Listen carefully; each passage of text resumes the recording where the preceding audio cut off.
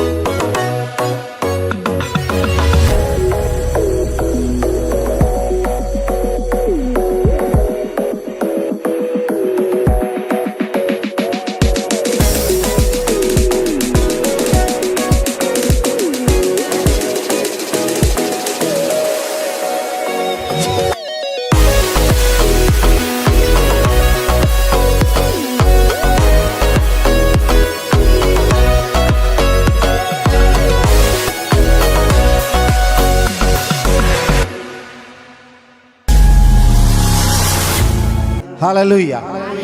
Right, దయచేసి అందరూ కూర్చుందాం. Thank you father. దేవునికి మహిమ కలుగును గాక. ఆమేన్.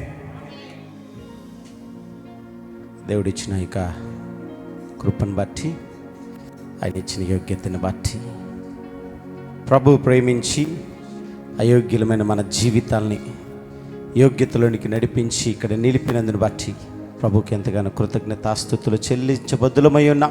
అందరూ తలలు వంచి ఏకీవించినట్లయితే చిన్న ప్రార్థన చేసుకొని వాక్య భాగం ప్రవేశిద్దాం. మహాపరిశుద్ధుడా, ప్రేమ కలిగిన మా పరమ తండ్రి యేసయ్య, మీ పాదాలకు వందనాలు. అయా, మమ్మల్ని అన్నిటిని విడిచిపెట్టిన దేవుడు కాదు ప్రభువా, ఆది అంతమునైన దేవుడు, సర్వము సమస్తము ఎరిగి ఉన్న దేవుడు ప్రభువా. మరి ప్రత్యేకించి ఈ ఉపవాస దినములో నాయన, ఈ ఉపవాస కూడికలలో మమ్మల్ని ఎంతగానో ప్రేమించి ఆశీర్వదించి బలపరిచి నిలిపి అయా సహాయకుడుగా నాయన మమ్మల్ని సరిచేస్తూ స్థిరపరుస్తూ మాకు చేస్తున్న సహాయమును బట్టి మీ కృతజ్ఞతాస్తుతులు చెల్లిస్తున్నాము నాయన. మరి ప్రత్యేకించి ఇక్కడ నిలుచుని మాట్లాడబో వ్యక్తి నేను కాదు, సాక్షాత్తు మీరై ఉన్నారని విశ్వసిస్తూ సర్వము సమస్తము మీ చేతులకు అప్పగిస్తూ ఆదియునంతమునైన దేవుడు నీవే కనుక మా ప్రభువుని ప్రియరక్షకుడైన యేసుక్రీస్తు శక్తి ఘనత మహిమ కలిగిన నామ పేరిట అడిగి వేడుకొని పొందుకుని నామ తండ్రి, ఆమేన్. హల్లెలూయా, హల్లెలూయా.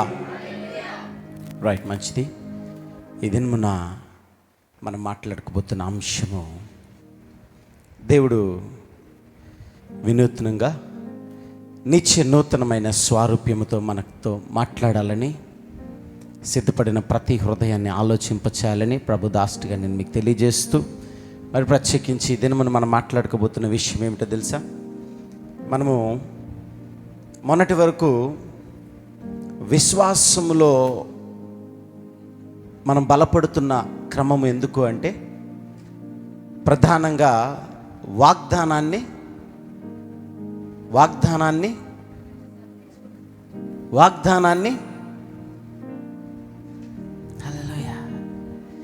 ఎలా నెరవేర్చుకోవాలో తెలుసుకోవటం కోసం. హల్లెలూయా, అవునా? సో దేవుడు మనకు వాగ్దానాలు ఇచ్చింది ఎందుకు? ఇట్స్ గుడ్, తప్పించుకోవటానికి. లైక్ వైజ్ ఈ రోజున మనం ఒక విషయాన్ని జ్ఞాపకం చేసుకోబోతున్నాం. ఏమిటంటే, నిజానికి మన జీవితంలో ఆ వాగ్దానము నెరవేర్చుకోవాలంటే వాగ్దానము వెనుక ఉన్న దాన్ని ముందు మనం పొందుకోవాలి. అయితే అంటే వాగ్దానము వెనుక ఏదో ఉంది. హల్లెలూయా.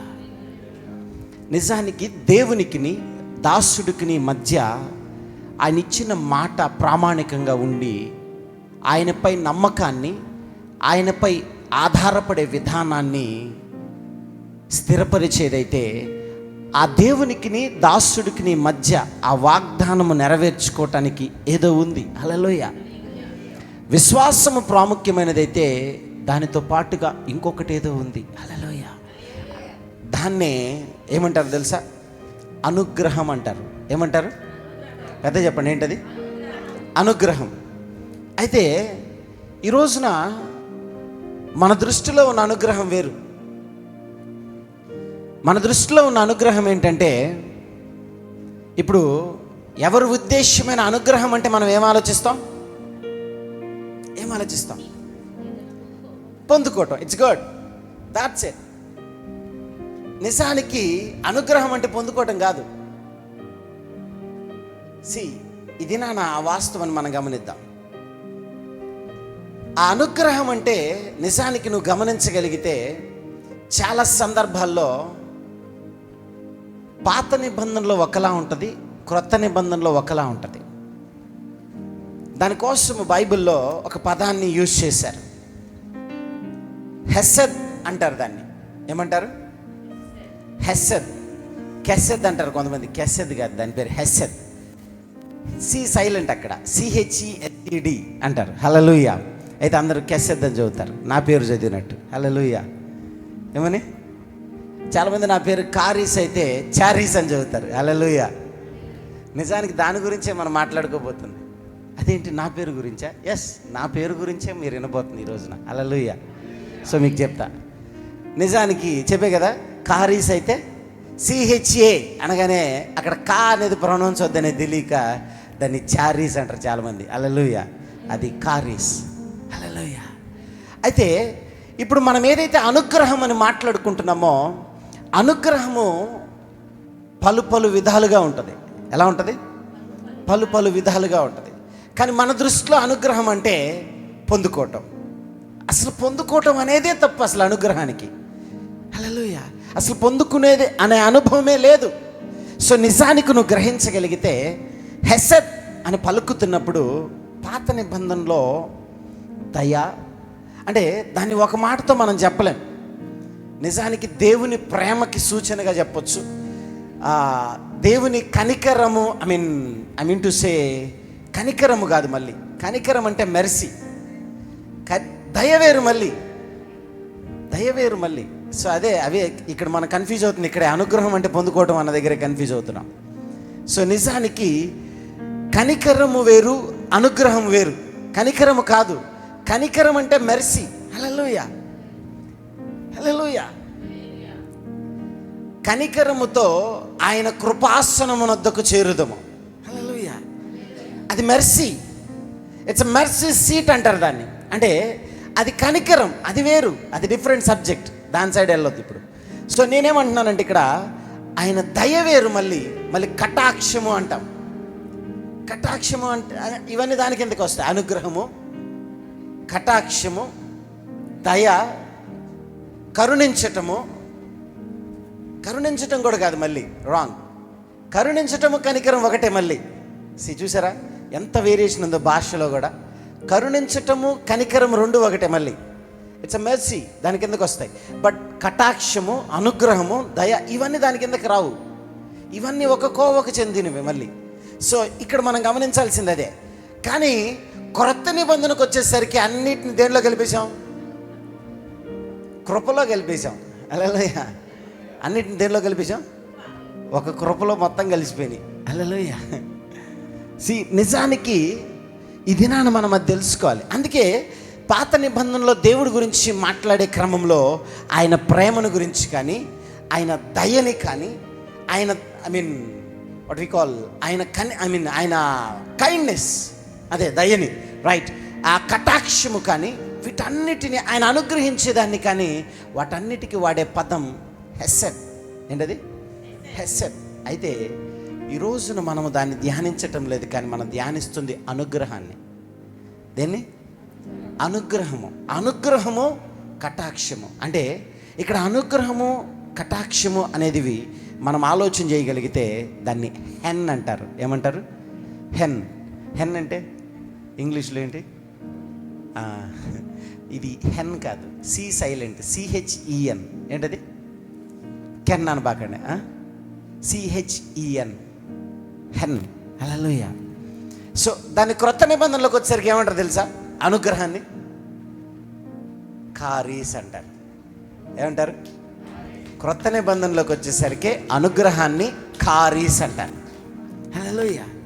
సి ఎవ్రీథింగ్ కొత్త నిబంధనకు వచ్చేసరికి కంప్లీట్గా మారిపోద్ది. మొత్తం ఒక కృప కిందకు వచ్చేస్తాయి అన్నీ. హల్లెలూయా. సి అందుకే ఇక్కడ మనం గ్రహించాల్సిన విషయము, ఈ రోజున మన దృష్టిలో అనుగ్రహం అంటే పొందుకోవటం. అంటే నిజానికి దేవుని యొక్క అనుగ్రహం నీకు ఉందిరా అంటే మనకి ఏదైనా వస్తే, ఓహో అరే దేవుని అనుగ్రహం ఉంది, నువ్వు అందుకే బ్లెస్ అయ్యావు. వాడి దృష్టిలో బ్లెస్ అవ్వడం ఏంటంటే తెలుసా? వ్యాపారంలో లాభం పొందటమో, లేకపోతే వాడు ఇన్వెస్ట్ చేసింది 10 అవ్వటమో, లేకపోతే వాడు కోరుకున్నది వాడు వాట్ వి కాల్ దాన్ని ఏమంటారు, వాడు ఆశించింది వాడికి దక్కటమో దాని అనుగ్రహం అనుకుంటారు. అసలు అనుగ్రహం అనేది అది కాదు. అనుగ్రహం అనేది చాలా విభిన్నమైనది. దాని గురించి ఈ రోజున దేవుడిచ్చిన సమయాన్ని బట్టి, అవకాశాన్ని బట్టి వీలైనంత వరకు చెప్తాను. పార్ట్ 2లో ఇది పార్ట్ 2 కూడా ఉంటుంది. దాని గురించి నేను నెక్స్ట్ వీక్ చెప్తాను. అయితే ఇక్కడ మనం గ్రహిస్తే మీకు అర్థమవటం కోసం చెప్తాను. అనుగ్రహం అంటే మనుషులు మనపై చూపేది వేరు, దేవుడు మనపై చూపేది వేరు. మన లెవెల్ ఎంతవరకు ఉందంటే మనుషులు మనపై చూపేదాన్నే ఆలోచిస్తున్నాం, కానీ దేవుడు మనపై చూపేదాని గురించి మనము ఆలోచించలేదు. మనకి దేవుడు మనపై చూపే ఉద్దేశం వేరు కంప్లీట్గా. అయితే ఈ దినాన్ని మనం గమనిస్తే ఇప్పుడు మీకు అర్థమవడం కోసం చెప్తా. ఫర్ ఎగ్జాంపుల్ యోసేపు, రైట్? సో మీకు ఇలా వ్యక్తుల్ని ఉద్దేశించి చెప్తే మీకు అర్థమవుతుంది. ఇప్పుడు యోసేపు దేవుడికి అనుగ్రహం ఇచ్చాడు. ఏమిచ్చాడు? హల్లెలూయా. అక్కడ ఎలా అనుగ్రహం ఇచ్చాడు అంటే మనం గమనిస్తే పోతీఫర్ ద్వారా ప్లస్ చెరసాల అధిపతి ద్వారా ఆయన అనుగ్రహించినట్టుంటుంది. కటాక్షము అని రాయబడుతుంది. మీరు తర్వాత చదువుకోండి. ఆదికాండం 39లో ఉంటుంది, రైట్? 39:4లో ఒక మాట ఉంటుంది, 39:21లో ఒక మాట ఉంటుంది. వీళ్ళు అయితే మీకు అర్థం అవడం కోసం ఒక్కసారి 4 చదువునానా. యోసేపు మీద అతనికి కటాక్షము కలిగిన. ఒక్క నిమిషం ఆగినానా. ఏమనుంది అక్కడ? కటాక్షము అంటే హెన్, CHEN. హల్లెలూయా. హిబ్రూలో హెన్ అంటారు దాన్ని. ఆ కటాక్షము అంటే ఇమాజిన్, అక్కడ దేవుని యొక్క కటాక్షము యోసేపు మీద ఉందా? చెప్పాలి, చదువునా మాట. యోసేపు మీద అతనికి కటాక్షము కలిగెను గనుక. ఎవరికి? పోతీఫర్కి కలిగింది. ఎవరి మీద? యోసేపు మీద. పోతీఫర్కి ఏం కలిగింది? కటాక్షము. అనుగ్రహం. అంటే ఆ అనుగ్రహం కలిగింది కాబట్టి ఎక్కడికి వెళ్ళిపోయాడు? ఎక్కడికి వెళ్ళిపోయాడు? చెరసాలకి వెళ్ళిపోయాడు. హల్లెలూయా, హల్లెలూయా. ఇమాజిన్, నువ్వు అక్కడ గ్రహించాల్సింది అదే. నిజానికి మనం గ్రహిస్తే మనుషుల యొక్క అనుగ్రహం వేరు, దేవుడి యొక్క అనుగ్రహం వేరు. హల్లెలూయా, హల్లెలూయా. మళ్ళీ నువ్వు ఇక్కడ గమనిస్తే అనుగ్రహము కృప ఒకటి కాదు. మళ్ళీ కృప ఈజ్ ఎంటైర్లీ డిఫరెంట్. హల్లెలూయా. అనుగ్రహము వేరు. Genesis chapter 39 and verse 4. ఇక్కడ మీరు గమనిస్తే మరలా ఎస్తేరు విషయంలో రాజు ఎదుట ఎస్తేరుకి కలిగిన అనుగ్రహం మళ్ళీ నీకు అనుగ్రహిస్తున్నా అంటాడు ఆయన. అంటే కటాక్షము. నిజానికి రాజు ఎదుట నిలబడాలంటే ఆ రోజుల్లో లేపేసేవాళ్ళు అసలు ఆమెనే. కానీ అక్కడ అనుగ్రహము కలిగింది రాజుకి, దేవుడికి అది కలిగింది. హల్లెలూయా. రాజుకి ఎస్తేరు మీద అనుగ్రహం కలిగి ఏ దండాన్ని? రాజ్యదండాన్ని చూపించాడు. హల్లెలూయా. అందుకని ఆవిడ బ్రతికింది. హల్లెలూయా. ఇమాజిన్, అంటే ఇక్కడ మనం గ్రహిస్తే మన దృష్టిలో అనుగ్రహం అంటే ఏంటి? పొందుకోవటం అని అనుకుంటాం, కానీ నిజానికి దేవుని దృష్టిలో అనుగ్రహం చాలా భిన్నంగా ఉండబోతుంది. హల్లెలూయా. ఫర్ ఎగ్జాంపుల్, ఇప్పుడు నోవాహుతో ఒక మాట అన్నాడు, నాపై నీ కటాక్షం కలిగింది అన్నాడు. అన్నాడా లేదా? ఆయన మీరు తర్వాత చదువుకోండి, అక్కడ ఉంటాయి. అయితే ఇంకా 6వ అధ్యాయంలోనే ఎక్కడ ఉంటుంది. అనగా అన్నందుకు నోవాహు ఎన్నేళ్ళు పే చేయాల్సి వచ్చింది తెలుసా? 120 years పే చేయాల్సి వచ్చింది. హల్లెలూయా. దేవుడితో అనుగ్రహం అంటే తాటూడిపోద్ది. హల్లెలూయా. దేవుడు అనుగ్రహం అంటే ఇమాజిన్, ఇక్కడ మనం గ్రహించాల్సింది అదే. ఎందుకు అంటే దేవుడు అనుగ్రహించే విధానము పొందుకునేదే అయితే ఆయన చాలామందికి అనుగ్రహిస్తూనే ఉన్నాడు. హల్లెలూయా, హల్లెలూయా. ఎందుకు అంటే నిజానికి మోషే దృష్టిలో కూడా ఒక మాట అంటాడు ఆయన, నీ కటాక్షము నా మీద లేదయ్యా. సంఖ్యాకాండం 11లో ఉంటుంది, నీ కటాక్షము నా మీద లేదయ్యా. నేనేమైనా వీళ్ళని వీళ్ళనేమన్నా కన్నానా? వీళ్ళనేమన్నా నేను పెంచి పోషించటానికి నేనేమన్నా కన్నానా ఏంటి? నేను ఎందుకు పడాలి ఈ టార్చర్? నాకు అవసరం ఏంటి? హల్లెలూయా. నేను వీళ్ళు భరించలేను. అవసరంతో పని చేయి, నన్ను చంపేరాదు, నన్ను చంపేసి. ఇలాగే అతను మాట్లాడుతూ ఉంటాడు. నిజానికి దేవుని కటాక్షం అంటే చచ్చిపోతాం. ఏం చేస్తాం? దేవుని కటాక్షం అంటే చిన్న ఆషామాషి విషయం కాదు.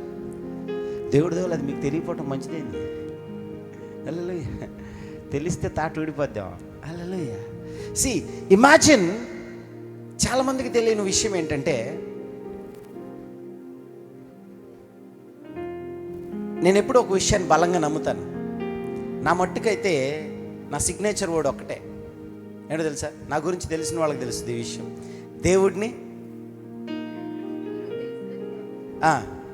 నీకు తెలిసిన దేవుడు, నువ్వు పంచిపెడుతున్న దేవుడు ఒక్కడే కనుక జాగ్రత్త వహించి జీవాధిపతిని పరిచయం చేయి. హల్లెలూయా. నా దేవుడు నా సేవ ఆరంభంలో నాతో మాట్లాడిన మొదటి మాట అది. అందుకే బైబిల్లో మొట్టమొదటి పదం అది నేను రాసుకొని ఉంటాను. బైబిల్లో ఫస్ట్ వర్డ్ నేను రాసుకున్నాను ఇన్ రిటర్న్ నా చేత్తో. నీకు తెలిసిన దేవుడు, నీవు పంచిపెడుతున్న దేవుడు ఒక్కడే కనుక జాగ్రత్త వహించి జీవాధిపతిని పరిచయం చేయి. అంటే ఇమాజిన్, ఇప్పుడు నీ దేవుడు ఎవరో ఆ దేవుడితో నువ్వు బ్రతుకుతున్నావు. అంటే దేవుణ్ణి దేవుళ్ళలా చుట్టమే నీ గెలుపు అంటాను నేను. సో మీకు అర్థం అవడం కోసం అందుకే ఎవ్రీ మెసేజ్లో నేను దాన్ని రిమైండ్ చేసుకోకుండా ముందుకు వెళ్ళలేను. దేవుణ్ణి దేవుళ్ళలా చూడాలనే తపన, ప్రయాస దేవుని యొక్క మహాకృపని బట్టి అయోగ్యుడిని నన్ను ఇక్కడ యోగ్యతతో నిలబెట్టింది. That is the secret. దేవుణ్ణి దేవుళ్ళలా చూడటమే నీ సీక్రెట్. నీ సక్సెస్కి ఒక పిల్లర్ అవుతుంది, అది నీ సక్సెస్కి ఒక పునాది అవుతుంది. హల్లెలూయా. సో అది చూడలేని వాడు, నువ్వు ఏ దేవుణ్ణి చూస్తున్నావో నీ ఫలము కూడా ఆ దేవుడే ఇస్తాడు. టు సే, నేను ఇక్కడ దేవుళ్ళ గురించి మాట్లాడుతున్నా, దేవుడు గురించి మాట్లాడుతున్నా. హల్లెలూయా. సో మీకు అర్థమైందని అనుకుంటున్నాను నేను. ఇమాజిన్, అంటే నేను ఈ విషయం ఎందుకు చెప్తున్నానంటే, చాలామందికి గోల్స్ ఉంటాయి. వాట్ వి కాల్ హోల్స్ కాదు, గోల్స్. అందరూ వెరైటీగా చూస్తున్నారు. గోల్స్ ఏంటవి? గోల్ అంటే పెద్దగా, గోల్ అంటే అవకాశాలు అంటారు, రైట్? Very good. గోల్ అంటే గమ్యము, అంటే చేరవలసిన విధానము అంటాం. అయితే నిజానికి మనం ఆలోచించాల్సిన విషయం ఏంటో తెలుసా?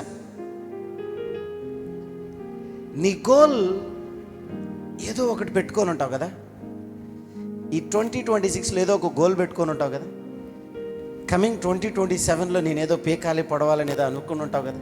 హల్లెలూయా. తప్పులేదు, గోల్ ఉండటం తప్పే కాదు. కానీ ఇమాజిన్, వాడికి గోల్ ఉండటం వల్లే వాడు ఓడిపోతున్నాడు అనే విషయం తెలియదు ఎవరికి. హల్లెలూయా. గోల్ ఉన్నవాడు గెలుస్తాడో లేదో నాకు తెలియదు, కానీ గాడ్ ఉన్నవాడు ఖచ్చితంగా గెలుస్తాడు. హల్లెలూయా. సో మీకు అర్థం కాల? హల్లెలూయా. అంటే మీకు ఇంకా కొంచెం డీప్గా చెప్తా. ఇలా చెప్తే అన్న మీకు గుచ్చుకుంటుందేమో. స్మూత్గా మాట్లాడుతుంటే నచ్చట్లేదు నాకు కూడా, గుచ్చుకోవాలేమో మీకు కూడా. హల్లెలూయా. నిజానికి గోల్ అనేది ఒకసారి మీరు గూగుల్ చేయండి. గూగుల్ చేస్తే గోల్ అంటే ఏమని రాయబడి ఉంటుంది తెలుసా? అవకాశాన్ని అందిపుచ్చుకొని నాయకత్వాన్ని వహించడం అంట. హల్లెలూయా. నిజం, that's true. Grab opportunity and to lead అని ఉంటుంది. Grab opportunity and lead. Hallelujah. అంటే అవకాశాన్ని అందిపుచ్చుకొని ఏం చేయాలి? నాయకుడిగా వహించాలి. హల్లెలూయా. నిజానికి వాడు నాయకుడిగా ఉండాలని ప్రాకులాడతాడు, కానీ వాడు నాయకుడిగా ఉండలేడు. ఎందుకు తెలుసా? వాడికి ఒక గోల్ ఉంది. గోల్ ఉన్నవాడి దృష్టి గోల్ మీదే ఉంటుంది, కానీ గాడ్ ఉన్నవాడి దృష్టి గోల్ వాడి కాళ్ళ కింద ఉంటుంది. హల్లెలూయా. అర్థమవుతుందా? మీకు అర్థమైందని అనుకుంటున్నా నేను. అందుకే ఒక పెద్ద వ్యక్తి చెప్తే విన్నా నేను, గోల్ ఉన్నవాడు ఒక్కవైపు చూస్తాడంట, ఏ గోలు లేని ఉన్నవాడు అన్ని వైపులా చూస్తాడంట. హల్లెలూయా. నచ్చుతుంది నాకు ఆ మాట. అంటే గోల్ లేదని కాదు నా ఉద్దేశం. ఇప్పుడు ఇమాజిన్, ఇప్పుడు గ్రాబ్ ఆపర్చునిటీ టు లీడ్ అంటే ఏదో ఒక అవకాశం కోసం నువ్వు ఎదురు చూస్తావు. You got my point. అవకాశం కోసం ఎదురు చూస్తావు. అది రావచ్చు, రాకపోవచ్చు. But GOD, God. Z stands for generator, O stands for operator, D stands for distractor. అంటే గాడ్ ఉన్నవాడు అవకాశం కోసం ఎదురు చూడ్డు, అవకాశాన్ని క్రియేట్ చేస్తాడు అతను. హల్లెలూయా. నా మాటలు అర్థమవుతున్నాయి మీకు? ఇమాజిన్, నువ్వు ఇక్కడ గమనించగలిగితే బైబిల్లో కూడా ఒక వ్యక్తి అవకాశం కోసం ఎదురు చూడలా. He will create an opportunity. అంటే ఒక అవకాశాన్ని అతను సృష్టించేశాడు. అందుకే సృష్టికర్తే షాక్ అయిపోయాడు అతని ఆలోచనకి. దట్స్ వై నిజం ఈరోజు మీరు అదే తెలుసుకోపోతున్నారు. అతను ఒక ఆపర్చునిటీని అతను క్రియేట్ చేసేసాడు. అతను సృష్టించేసరికి సృష్టికర్తకి ఫీజులు ఎగిరిపోయాయి. అంటే ఇలా మాట్లాడితే మీకు అర్థమవుతుంది. ఆయనకి ఎందుకు ఎగురుతాయి? హల్లెలూయా. ఆయన ఆది సంభూతుడు. హల్లెలూయా. చాలామంది వెంటనే దేవుడికి కదా నువ్వేంది ఎలా మాట్లాడుతున్నావు అని కింద కామెంట్ చేస్తుంటారు. హల్లెలూయా. ఓకే, వాడు ఇక్కడ ఉండడు, వాడు ఎక్కడో ఉంటాడు, వాడి దృష్టి ఏడో ఉంటుంది. మనం ఇక్కడ ఆలోచన చేస్తే ఒక వ్యక్తి ఏం చేశాడంటే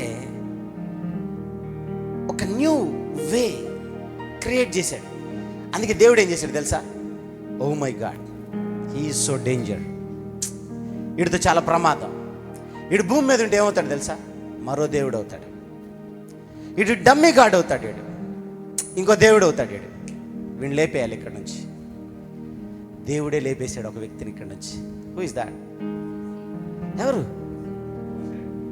మోషే. హల్లెలూయా. ఎవరు అతను? మోషే సమాధి ఉందా? లేదు. మోషే సమాధి ఉంటే ఈ పాటికి దేవుణ్ణి వదిలేసేవాళ్ళు ఇశ్రాయేలీయులు. హల్లెలూయా. యాభై లేడు, ఇంకో వేలేడు, వాళ్ళు ఇంకో వే ఎత్తుక్కునేవాళ్ళు. హల్లెలూయా. నిజానికి he will create a new path. అతను క్రియేట్ చేసిన పాత్కి చెప్పా కదా, సృష్టికర్తకి షేక్ అయిపోయింది. ఆయన అనుకున్నాడు, అరే నువ్వు ఇక్కడ ఉండటం కరెక్ట్ కాదు, నువ్వు వచ్చేసేయ్. హల్లెలూయా. అందుకనే నిజానికి దృష్టి గోల్పై ఉందా?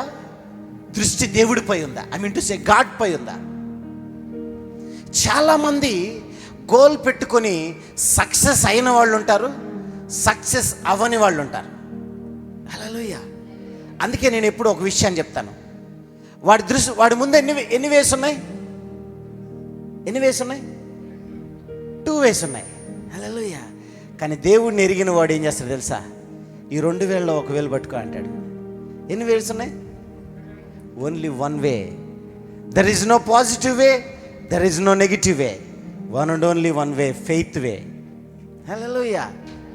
దేవుడిని ఎరిగిన వాడికి అది ఒక్కటే తెలుసు. If you are in faith, hallelujah, you will break all the rules. నువ్వు ప్రతి రూల్ని బ్రేక్ చేస్తావు. Because you are in the faith. నువ్వు విశ్వాసంలో ఉన్నావు కాబట్టి, హల్లెలూయా, నువ్వు ఆధారపడింది గోల్పై కాదు. నువ్వు ఎదురు చూస్తున్న గోల్ కోసం కాదు. నువ్వు ఎదురు చూస్తున్న ఆపర్చునిటీ కోసం కాదు. నువ్వు ఎదురు చూస్తున్న దేవుడి కోసం. నువ్వు దేవుడిని వెంబడిస్తున్నావు కాబట్టి ఆ దేవుడే, హల్లెలూయా, నీ కోసం ఎదురు చూస్తుంటాడు. హల్లెలూయా. ఇమాజిన్, దేవుని మనిషిలా చూడక ఎప్పుడు. కానీ మోషే ఒకటి దేవుని మనిషిలా చూశాడు. హల్లెలూయా. అవునా కదా? అంటే చూశాడు అంటే నా ఉద్దేశం చూశాడని కాదు. హల్లెలూయా. బైబిల్లో రాయబడింది అలాగే.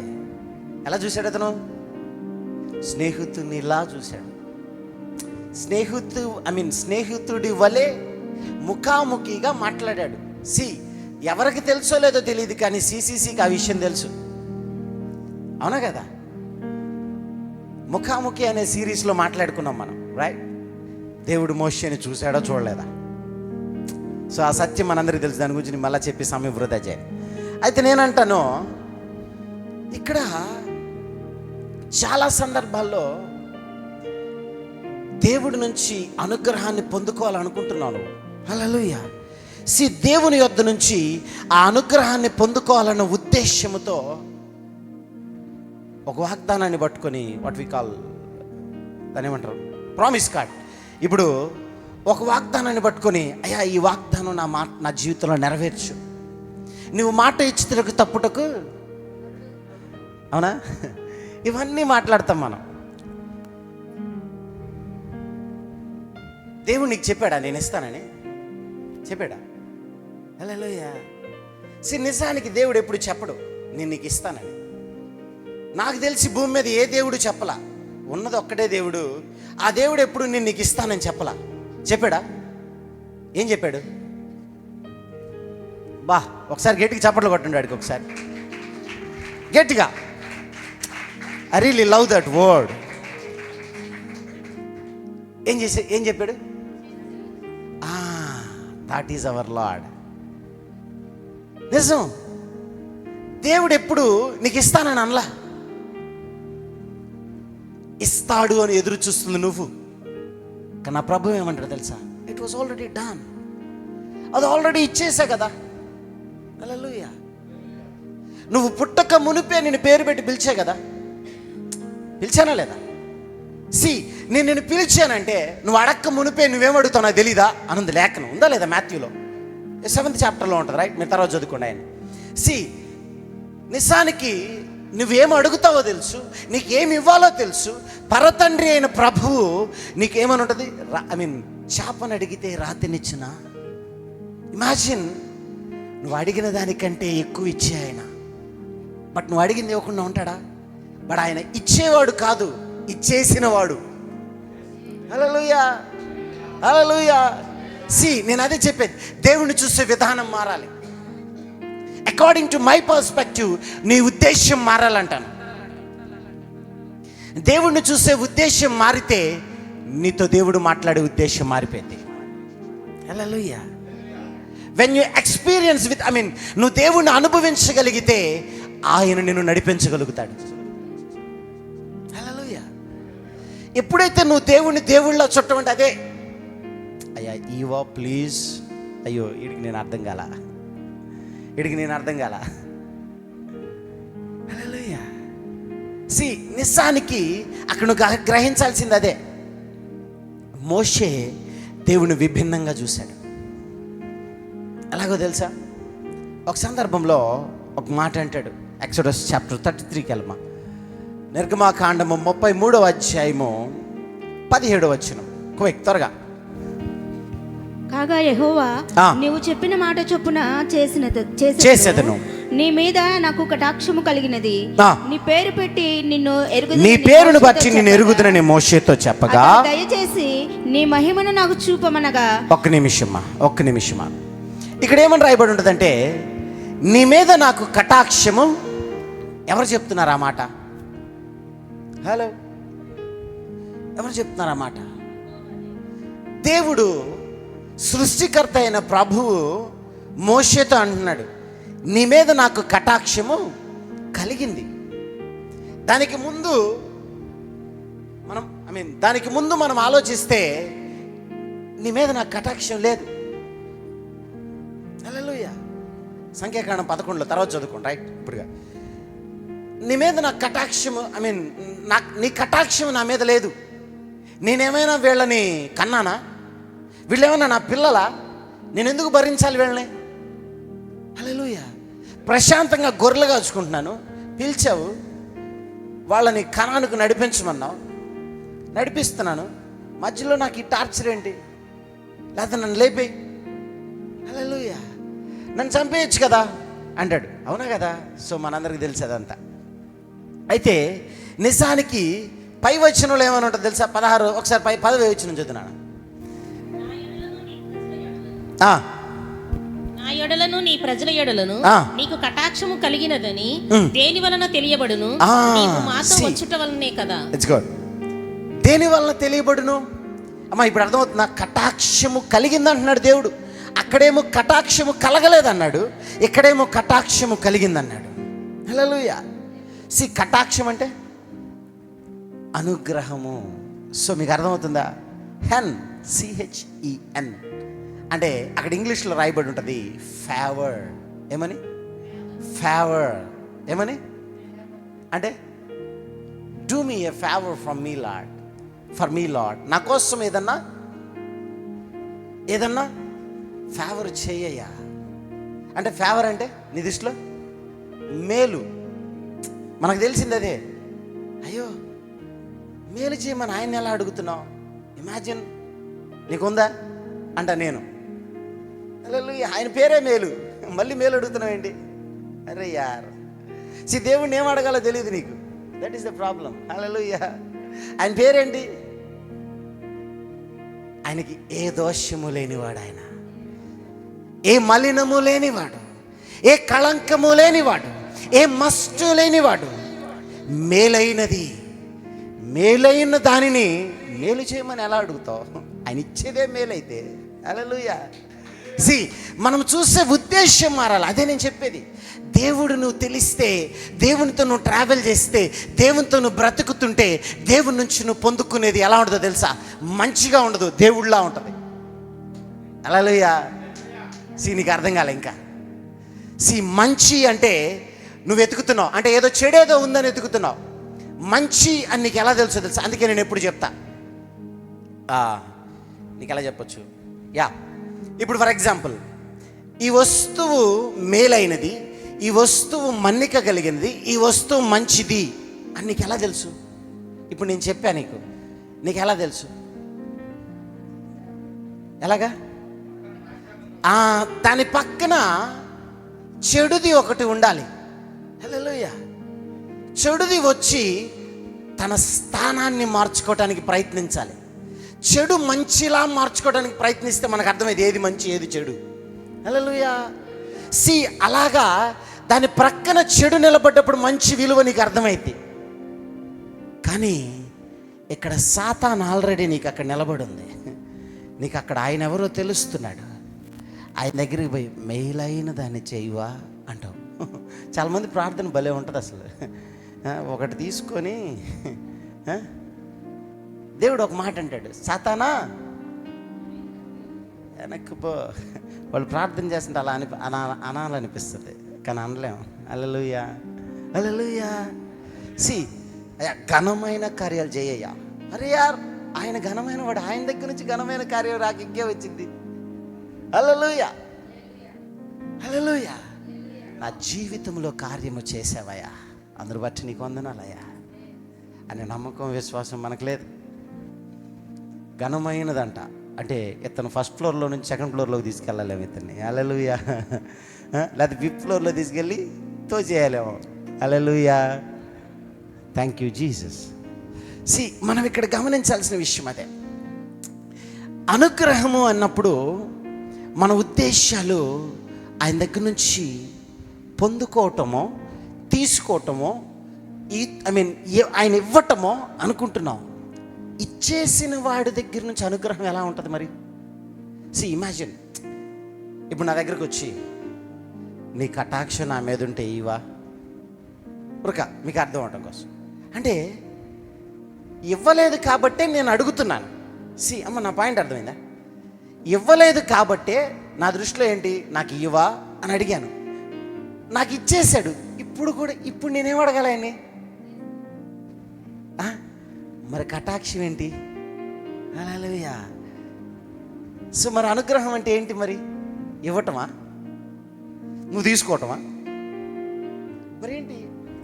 అక్కడ మోషేతో దేవుడు అంటున్నాడు, నీ మీద నాకేం కలిగింది? కటాక్షం కలిగింది. నేను ఇప్పుడు ఇస్తాలే మోషే అని అర్థం. హలో, దాని అర్థం ఓకే మోషే నీకు నేను ఇప్పుడు ఇస్తా పో అనా? ఆయన ఇచ్చేవాడు కాదే. దేవుడు ఇవ్వడు, ఎప్పుడు కూడా దేవుడు ఇవ్వడు. తెలుసా నీకు ఆ విషయం? ఇది సత్యం. దేవుడు ఇవ్వడు. ఏం చేస్తాడు? ఇచ్చేశాడు. హల్లెలూయా. అందుకే నేను గత వర్తమానంలో కూడా చెప్పాను, నేను మనం అడుగుతుంటే బయట వెతుక్కుంటాం, దేవుడు ఒక్కడే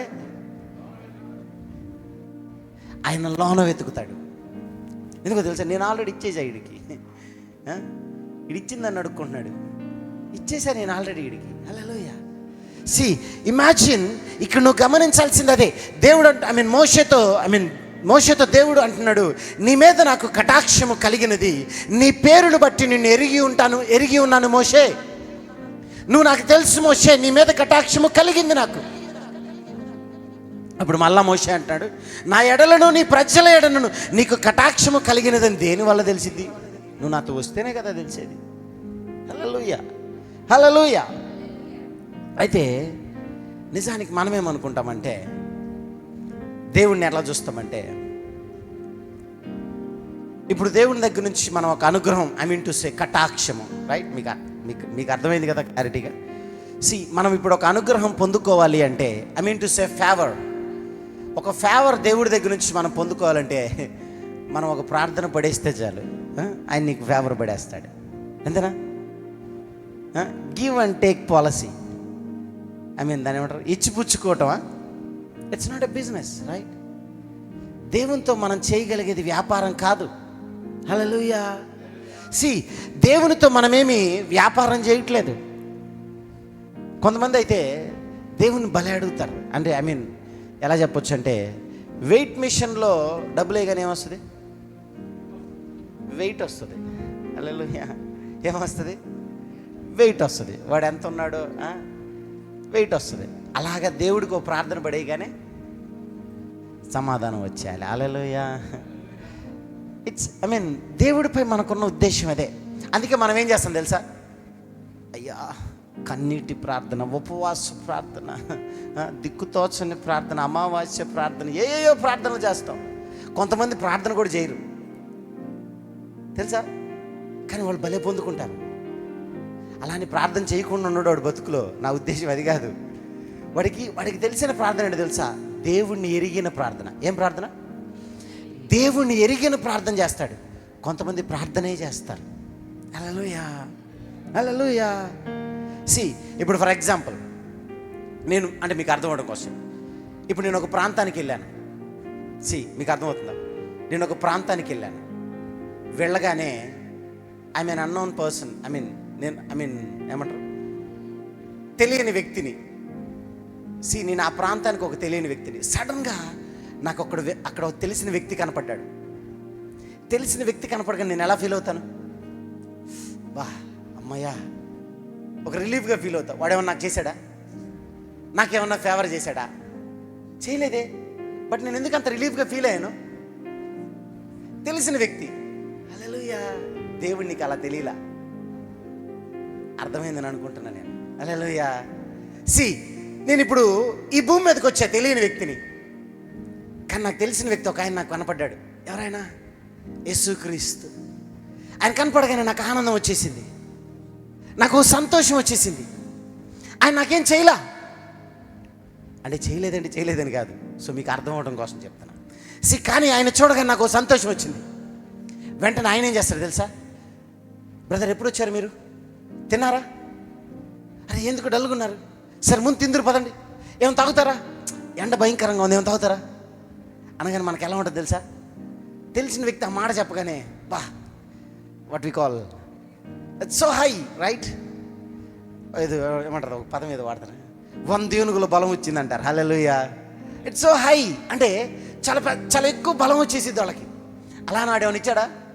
ఇలా. అలా దేవుణ్ణి బట్టి నీకెందుకు ఆ బలం రాలా? అంటే దేవుడు నీకు తెలియదని అర్థం.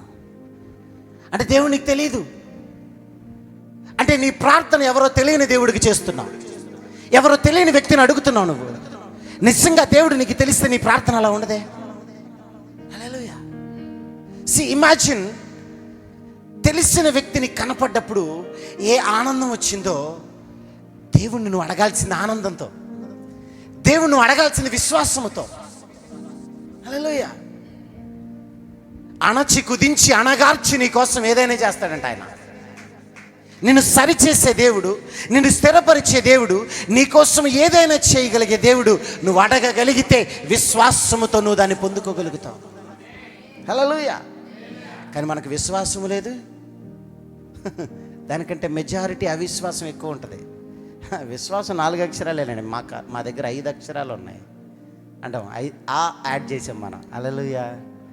అవునా? నిజానికి ఇక్కడ మనం గమనించాల్సింది అదే.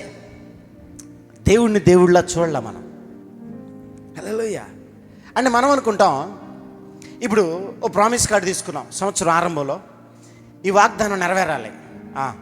ఈ వాగ్దానం నెరవేరితే దేవుని అనుగ్రహం నాకుంది. హలో, అర్థమవుతుందా? ఈ వాగ్దానం నెరవేరితే దేవుడి అనుగ్రహం నాకు ఉన్నట్టే. చాలు, ఈ సంవత్సరం దేవుడు నన్ను పెద్దగా బ్లెస్ చేసినట్టే. ఆయన ఉంటాడు తెలుసా, అరే సంపూర్ణమైన కాలగతులు నా ఆధీనంలో ఉంది.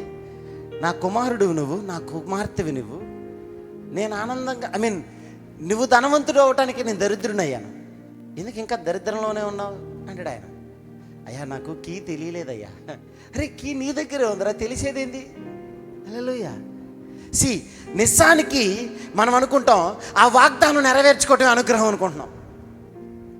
ఇంతకాలం వాగ్దానం నెరవేర్చుకోవటం అనుగ్రహం, ఏదన్నా ఇస్తేనే అనుగ్రహం, ఏదన్నా పొందుకుంటేనే అనుగ్రహం. హల్లెలూయా. అసలు అనుగ్రహం అంటే అది కాదు. హల్లెలూయా. నిజానికి మనం ఆలోచన చేస్తే చాలామందికి ఈ ఆలోచన ఉంటుంది, బయటపడాలండి.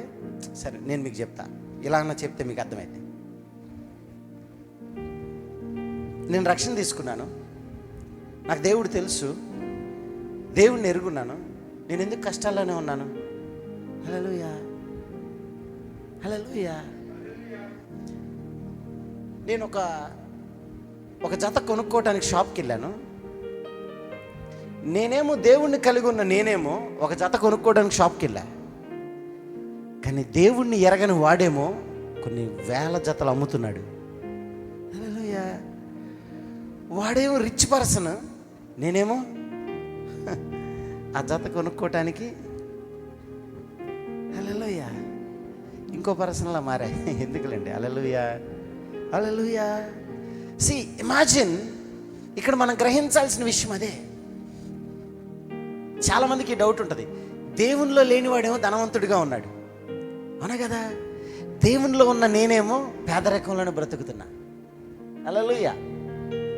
అంటే మీకు అర్థం అవడం కోసం చెప్తా, ఇంకొంచెం బైబిల్ని సరిపోల్చి చెప్తా నీకు. హల్లెలూయా. ఇప్పుడు బైబిల్లో ఇస్మాయిల్ ఉన్నాడా లేదా? ఏందన్నారు, నాకు పెద్దగా తెలియదండి, పరిచయం లేదన్నట్టు చూస్తున్నారు. ఉన్నాడా లేదా? ఇస్మాయిల్ని దేవుడు బ్లెస్ చేయలేదా? హల్లెలూయా.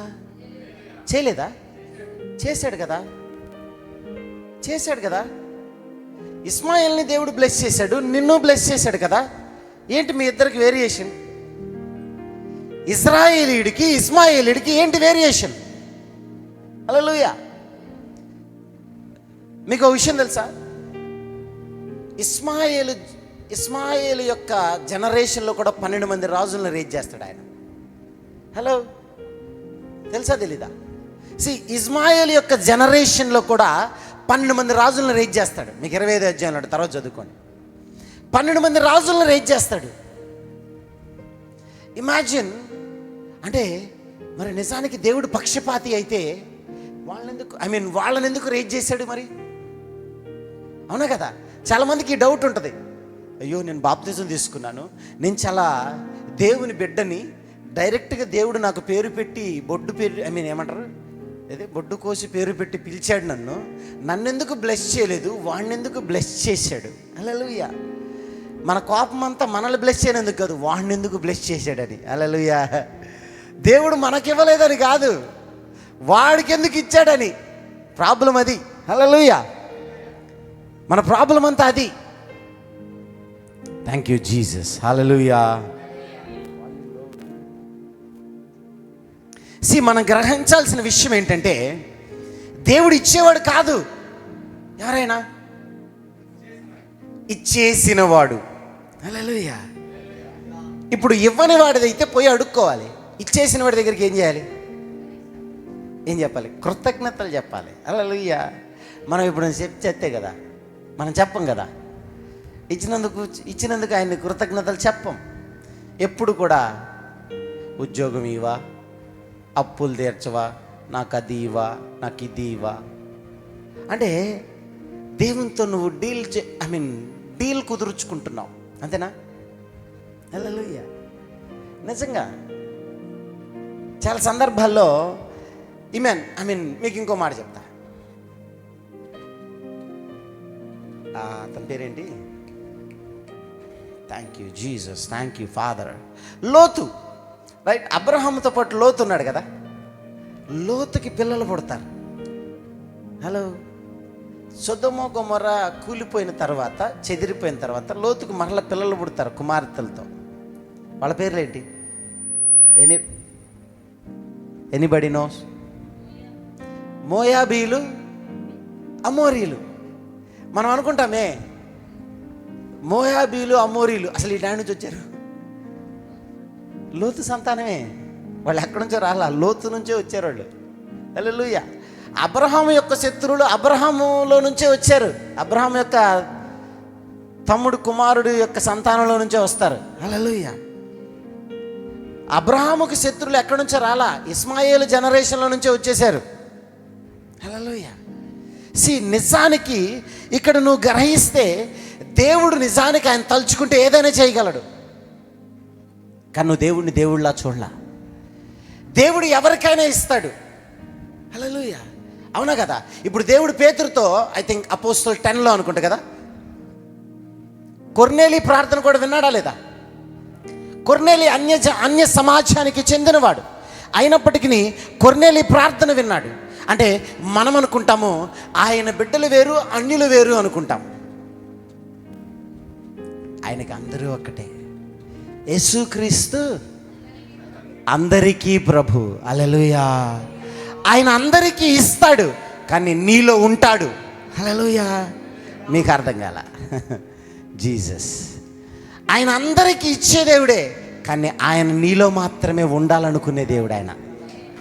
నిజానికి నువ్వు ఆయన్ని నమ్మి విశ్వసించి నువ్వు ఆయన్ని పిలవగలిగితే ఆయన నీలో ఉండాలనుకుంటున్నాడు. నిజానికి నీలో ఉన్నాడు అంటే ఆయన నీకు మాత్రమే దేవుడు కాదు, సర్వ మానవాళికి దేవుడు, కానీ నీకు మాత్రమే రక్షకుడు ఆయన. అర్థం కాల? హల్లెలూయా. దేవుడు వేరు, రక్షకుడు వేరు.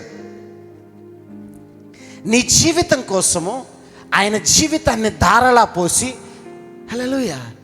అందుకే అక్కడ ఐ థింక్ ఎఫ్ఎస్సిలో రాయబడి ఉంటుంది కదా, దేవుడై ఉండి తన్ను తాను రిక్తునిగా చేసుకున్నాడంట. హల్లెలూయా. తను తాను రిక్తునిగా చేసుకుని నీ కోసము రక్తము ధారగా కార్చాడు. అమూల్యమైన రక్తముని నీ కోసము చిందించి వెలగా చెల్లించి ఒక క్రయధనముగా నిన్ను ఆయన కొనుక్కున్నాడు. ఆయన పర్చేజ్ చేశాడు. ఆ పర్చేజ్ చేసిన దాన్ని బట్టి మనం గమనిస్తే దేవుడు అందరికీ ఇచ్చేవాడు, నీకు మాత్రమే సొంతవాడు. హల్లెలూయా. హల్లెలూయా. నిజానికి ఆయన సొంత వారే ఆయన అవమానించారు, ఆయన సొంత వారే ఆయన సిలువకెక్కించారు, ఆయన సొంత వారే అవహేళన చేశారు, ఆయన సొంత వారే ఆయన బట్టి అసూయ చెందారు. హల్లెలూయా. సుప్రదేవుని బిడ్డలారా, అట్లయితే ఆయన వారి కోసమే వచ్చినా అట్లనరాదు. రోమా 11 చదువుకో తర్వాత. హల్లెలూయా. ఇమాజిన్, నా ప్రభువు అందరికీ దేవుడు అవుతాడు, నీకు మాత్రమే సొంతవాడు అవుతాడు, నీకు మాత్రమే రక్షకుడు అవుతాడు. ఎందుకో తెలుసా? నువ్వు నమ్మి విశ్వసించి బాప్తిస్మము తీసుకొని ఆయన కొరకు ఎదురు చూస్తూ ఆయన ఆజ్ఞలను అనుసరించి లోబడి నడవాలని ఆశపడుతున్నావు కాబట్టి ఆయన నీకు తండ్రిగా మారతాడు. ఆయన హల్లెలూయా. ఆయన నీకు సమీపముగా ఉండాలని ఆశపడుతున్నాడు. నీ హృదయం అనే ఆలయములో ఆయనకి నువ్వు ఆహ్వానిస్తే ఆయన నిన్ను దగ్గరుండి చూసుకుందామని అనుకుంటున్నాడు. హల్లెలూయా. మనం మాత్రం పైకి ఏటో చూస్తాం, ఏటో దిక్కులు చూస్తాం, అడుక్కుంటా కూర్చుంటాం, ఇయ్యవా. హల్లెలూయా. ఇమాజిన్, దేవుని అనుగ్రహం అంటే పొందుకునేది కాదు. హల్లెలూయా. సో నీకు మంచిగా దేవుడు అనుగ్రహం ఉందిలేరా, అందుకే సక్సెస్ అయ్యావు, అందుకే గెలిచావు. నిజానికి దేవుడు అనుగ్రహం ఉన్నాడు గెలవడు. హల్లెలూయా. అర్థమైందా? దేవుడు అనుగ్రహం ఉన్నాడు గెలవడు, గెలిపిస్తాడు. హల్లెలూయా. అమ్మ నా మాట్లాడదాం అవుతున్నాయా? నిజానికి ఇక్కడ గ్రహించాల్సిన విషయం ఏంటి అంటే, మీరు అనుకుంటారు గెలిపిస్తాడంటే వాడు కూడా గెలిచినోడే కదా, అదే అర్థం అవ్వాలి. హల్లెలూయా. గెలిపిస్తాడంటే వాడు కూడా గెలిచినోడే, అవునా కదా? ఇక్కడ మనకు అర్థమైతే, అందుకే ఒక మాట ఏమంటాడు తెలుసా, దేవుడు ఏదైనా చేయగలడు, బట్ నీకెలా తెలుసు? దేవుడు ఏదైనా చేయగలడు, బట్ నీకెలా తెలుసు? అందుకే ఒక సందర్భంలో ఐ థింక్ మత్తయిలో అనుకుంటా ఒక మాట ఏమంటాడు తెలుసా, ఐ థింక్ 3వ అధ్యాయంలో, తర్వాత చదువుకోండి. అక్కడ ఏమన్నాడు తెలుసా, దేవుడు రాళ్ల వలన కూడా అబ్రహాముకి పిల్లల్ని పుట్టించగలడు. ఐ థింక్ 3:9, 3:6 సంథింగ్ ఉంటుంది. దేవుడు అబ్రహాముకి రాళ్ల వలన కూడా పిల్లల్ని పుట్టించగలడు. హల్లెలూయా. అంటే మరి రాళ్ల వలన ఆయన పిల్లల్ని పుట్టిస్తే ఈ వాగ్దానాలన్నీ ఎందుకు? హల్లెలూయా. అవునా కదా? నిజానికి నువ్వు గ్రహించాల్సిన విషయము, ఆయన బిడ్డలు వేరు, అన్యులు వేరు. ఆయన బిడ్డలలో ఆయన ఉండాలనుకుంటున్నాడు, అన్యులలో ఆయన హలో వినపడాలనుకుంటున్నాడు. అర్థం కాల మీకు? ఇది అర్థమైతే విజిల్సే. హల్లెలూయా. ఆయన బిడ్డల్లో ఆయన ఉండాలనుకుంటున్నాడు, అన్యులలో ఆయన వినపడాలనుకుంటున్నాడు. ఎందుకు? ఆయన సర్వ మానవాళికి దేవుడు ఆయన. కానీ ఆయన బిడ్డలే ఆయన్ని బట్టి ఏం చేస్తున్నారో తెలుసా, ఆయన్ని అర్థవంతంగా ఆయన్ని గ్రహించే స్థితిలో లేరు. ఆయన గ్రహించాలంటే ఆ వాక్యముతో రిలేషన్ లేదు మనకి. ఆ వాక్యము యొద్దకు మనం వెళ్ళి ఆయనతో అనుబంధం ఏర్పరచుకొని ఆయనతో మాట్లాడే ఉద్దేశము లేదు. కానీ దేవుడు ఎంతలా ఇష్టపడతాడో తెలుసా, అయ్యా నువ్వెవరయ్యా, నేను ఉన్నవాడని అనువాడని, నాకు అర్థం కాలేదయ్యా నువ్వెవరు, ఓహో వీడికి నేను ఎలా అర్థం కాల, నేను అబ్రహాము, ఇస్సాకు, యాకోబుల దేవుడని అంటాడు ఆయన. హల్లెలూయా. ఇమాజిన్, మనిషి దేవుని చెప్పుకోవటం వేరు, దేవుడు మనిషి గురించి చెప్పడం వేరు. మీకు అర్థం కాల? హల్లెలూయా. హీ విల్ ఇంట్రడ్యూస్, ఆయన ఎలా ఇంట్రడ్యూస్ చేసుకుంటున్నాడు తెలుసా, మొదటిగా తన మహిమని, తన శక్తిని, తన ప్రభావాన్ని, తన యొక్క తేజోమయమైన స్థితిని ఆయన ఇంట్రడ్యూస్ చేస్తుంటే మనుషులకు మనిషి తలంపులకు ఆయన అందలేదు కాబట్టి తాను తగ్గించుకొని రిక్తుడిగా మారిపోయి మనిషిని బట్టి ఆయన పరిచయం చేసుకుంటున్నారు. నేనెవరో తెలుసా, అబ్రహాము, ఇస్సాకు, యాకోబుల దేవుడునయ్యా. ఫస్ట్ వచ్చి I'm the alpha and omega అన్నాడు. అవునా, నేను ఇంగ్లీష్ మీడియం కాదు అన్నాడు. మోషేకి అర్థం కాల. ఇమాజిన్, మనం గమనించగలిగితే. కానీ ఒకరోజు ఇప్పుడు మనకు అర్థం అవడం కోసం, అబ్రహాము, ఇస్సాకు, యాకోబుల దేవుడు అంటే నిజానికి అనుగ్రహం అంటే ఏంటో మనము జస్ట్ అబ్రహాం దగ్గరికి వెళ్ళి చూద్దాం, మనకు అర్థమవుతుంది. ఒకరోజు అబ్రహాము అన్య సమాజానికి చెందినవాడు, రైట్? మనందరికి తెలుసు. దిక్కుతోచని స్థితిలో ఉంటే ఎందుకో అబ్రహాం ఆయనకి నచ్చాడు, పిలిచాడు. అరే నీతో పనుంది రారా అన్నాడు. నాకు కుదరదు, పోవా బాబు, మార్కెట్కి వెళ్ళాలన్నాడు. లేదు రారా పనుంది అన్నాడు. ఓహో వీళ్ళ ఫాదర్ ఉంటే రాడా అనుకున్నాడు. ఫాదర్ లేచిపోయాడు, వచ్చేసాడు. మరలా ఆయన జర్నీ స్టార్ట్ అయ్యి మరలా వస్తూ ఉండగా సడన్గా అతనికి ఒక ఫెయిత్, అతనికి ఆ మనస్సు కలిగినది. అబ్రహాంకి ఆ మనస్సు కలిగి నడుస్తూ ఉండగా సడన్గా ఒకరోజు, అబ్రహాం జీవితంలో 4 దశలు ఉంటాయి, మనకు ఆల్రెడీ తెలుసు, ఆల్రెడీ దాని గురించి మనం మాట్లాడుకున్నాం. నేను మళ్ళీ చెప్పి సమయం వృధా చేయండి. అయితే ఇంకా అలా వస్తూ ఉండగా సడన్గా ఒకరోజు కూర్చున్నాడు అక్కడ. ఆ సడన్గా అక్కడ కూర్చొని, అయ్యా నాకు పిల్లలు లేరు, చాలా ఆస్తి ఉంది నాకు, కానీ పిల్లలు లేరు. ఆ దమస్కు ఎలియాజరు ఈడేగా నాకు, ఇంకా ఆస్తికి వారసుడు ఈడే, ఇంక ఈయన ఫిక్స్ అయిపోవటమే అనుకునేసరికి దేవుడు వచ్చాడు. లేదు అసలు నువ్వు టెన్షన్ పడద్దు, నీ గర్భవాసమున పుట్టేవాడే నీకు పిల్లలు అన్నాడు. హల్లెలూయా. అనగానే కన్ఫ్యూజ్ అయ్యి గర్భవాసం అంటే అనుకుని ఆగరం తెచ్చిందామా. సో అది కాదని డిసైడ్ అయ్యాడు. మళ్ళీ లేదు నీ గర్భంలో నుంచి పుట్టాలి. అరే వాడు నా గర్భంలో నుంచి పుట్టాడే, లేదు ఆమెకే పుట్టాలన్నాడు, శారాకే. హల్లెలూయా. ఇక వెంటనే అక్కడ గమనిస్తే ఇస్మాయిల్ పుట్టాడు, జర్నీ స్టార్ట్ అయింది. అప్పుడు ఒక మాట అన్నాడు, మరి వాడు పుడతాడని నాకు ఎడ తెలిసిద్ది? హల్లెలూయా. అమ్మ అర్థమవుతుందా? మీకు కథలా అర్థమవుతుందా? ఇప్పుడు వాడు పుడతాడని నాకు ఎడ తెలిసిద్ది? సరే ఓ పని చేయి, మీకు నిబంధనలు చెప్పే ఇదంతా ఎలా తెలిసిద్ది? ఒక పెయ్యి ఒక దూడను తీసుకో, దాన్ని 2 ముక్కలు చేయి, కుడికి ఎడమకు పడుకోబెట్టు, మధ్యలో నేను నడిచి వెళ్తా అన్నాడు. సో దాని గురించి మనకు తెలుసు, రైట్? నిబంధనలు మొత్తం మనం డిస్కస్ చేసుకున్నాం. నడిచి వెళ్తా అయిపోయింది. సో అదంతా నిబంధన పెద్ద కాన్సెప్ట్, అదంతా మనం విన్నాం.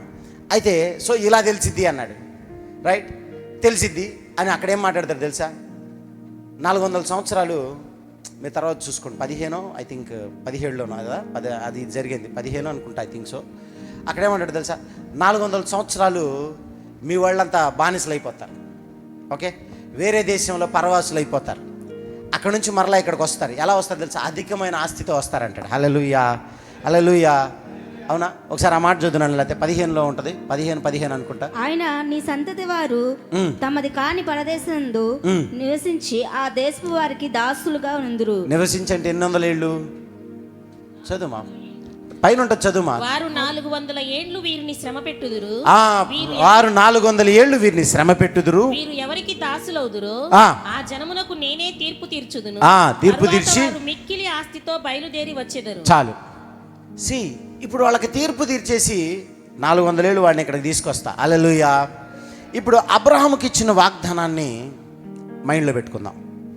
హలో, ఇక్కడ నుంచి చూడండి.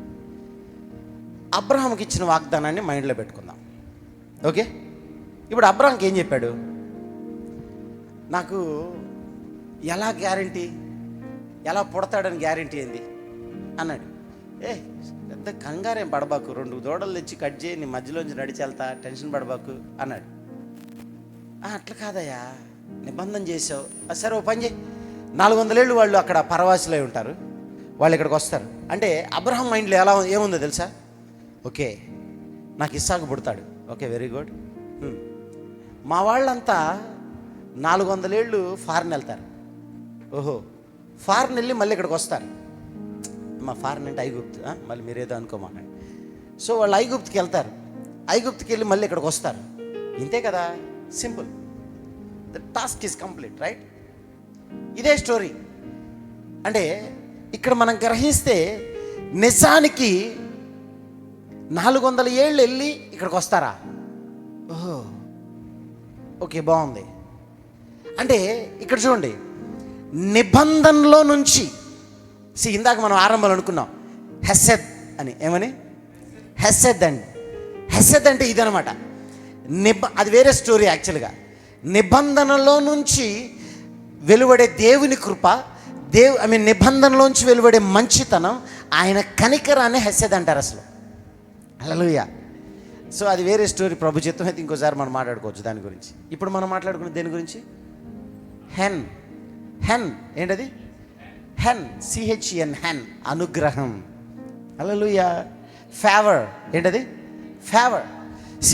నిజానికి ఈ యొక్క అనుగ్రహము మనం గమనిస్తే అబ్రహాముకి ఇప్పుడు అనుగ్రహం ఇచ్చినట్టేనా? హలో, ఇచ్చినట్టేనా? అంటే ఇప్పుడు అనుగ్రహం అంటే ఏంటి? 400 ఏళ్ళు అటు వెళ్ళి ఆడ బానిసలుగా బతికి మళ్ళీ ఈ ఊరికి రావటం, అంటే కనానికి ఇక్కడికి రావటం అనుగ్రహమా? హల్లెలూయా. అవునా? నిజానికి మనం గమనిస్తే అదే అనుగ్రహం అయితే మోషే ఆ అనుగ్రహాన్ని బ్రేక్ చేశాడు. Thank you Jesus. నిజానికి ఒక విషయం అర్థమైంది, అబ్రహాముకి దేవుని యొక్క అనుగ్రహం అర్థం కాల. అబ్రహాముకి దేవుని అనుగ్రహం అర్థం కాల, కానీ మోషేకి దేవుడి అనుగ్రహం అర్థమైంది. సో అంటే ఇక్కడ మీకు అర్థం అవడం కోసం ఒక మాట చెప్తా. మన దృష్టిలో అనుగ్రహం అంటే ఏంటంటే ఏదన్నా పొందుకోవటం, ఏదన్నా వాట్ వి కాల్ ఏదన్నా తీసుకోవటం. ఎగ్జాక్ట్గా చెప్పాలంటే తీసుకోవటం, పచ్చిగా మీకు అర్థం అవడం కోసం చెప్పాలంటే, ఓకే ఆయన దగ్గర నుంచి మనం తీసుకొని మన చేతులు ఏదన్నా ఉంటే okay, it's an evidence. Favour యొక్క ఎవిడెన్స్ ఏంటంటే నీ చేతులు ఏదన్నా ఉండాలి. ఫేవర్ యొక్క ఎవిడెన్స్ ఏంటంటే నువ్వు ఫలంలో ఉండాలి. ఫేవర్ యొక్క ఎవిడెన్స్ ఏంటంటే నువ్వు బ్లెస్ అయి ఉండాలి. హల్లెలూయా, హల్లెలూయా.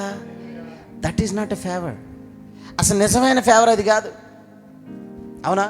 నిజానికి అక్కడ గొప్ప ఫేవరే జరుగుతుంది. ఎందుకు?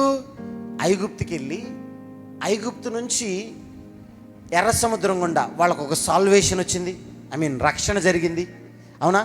ఆ రక్షణ నుంచి అరణ్యంలో 40 ఏళ్ళు నడిచారు. అంటే వాళ్ళు పవిత్ర, అంటే సాల్వేషన్తో పాటు శాంక్టిఫికేషన్ కూడా జరిగింది అక్కడ. ఏంటది? సాల్వేషన్తో పాటు శాంక్టిఫికేషన్, వారిని పవిత్రపరిచాడు. ఆ శాంక్టిఫికేషన్ జరిగింది. ఆ యొక్క నిబంధనకు సొల్యూషన్ వచ్చింది. మళ్ళీ వాళ్ళు ఎక్కడికి వస్తారు? మళ్ళీ కానానికి వచ్చేసారు. కానానికి రావడంతో అయిపోద్ది. హల్లెలూయా.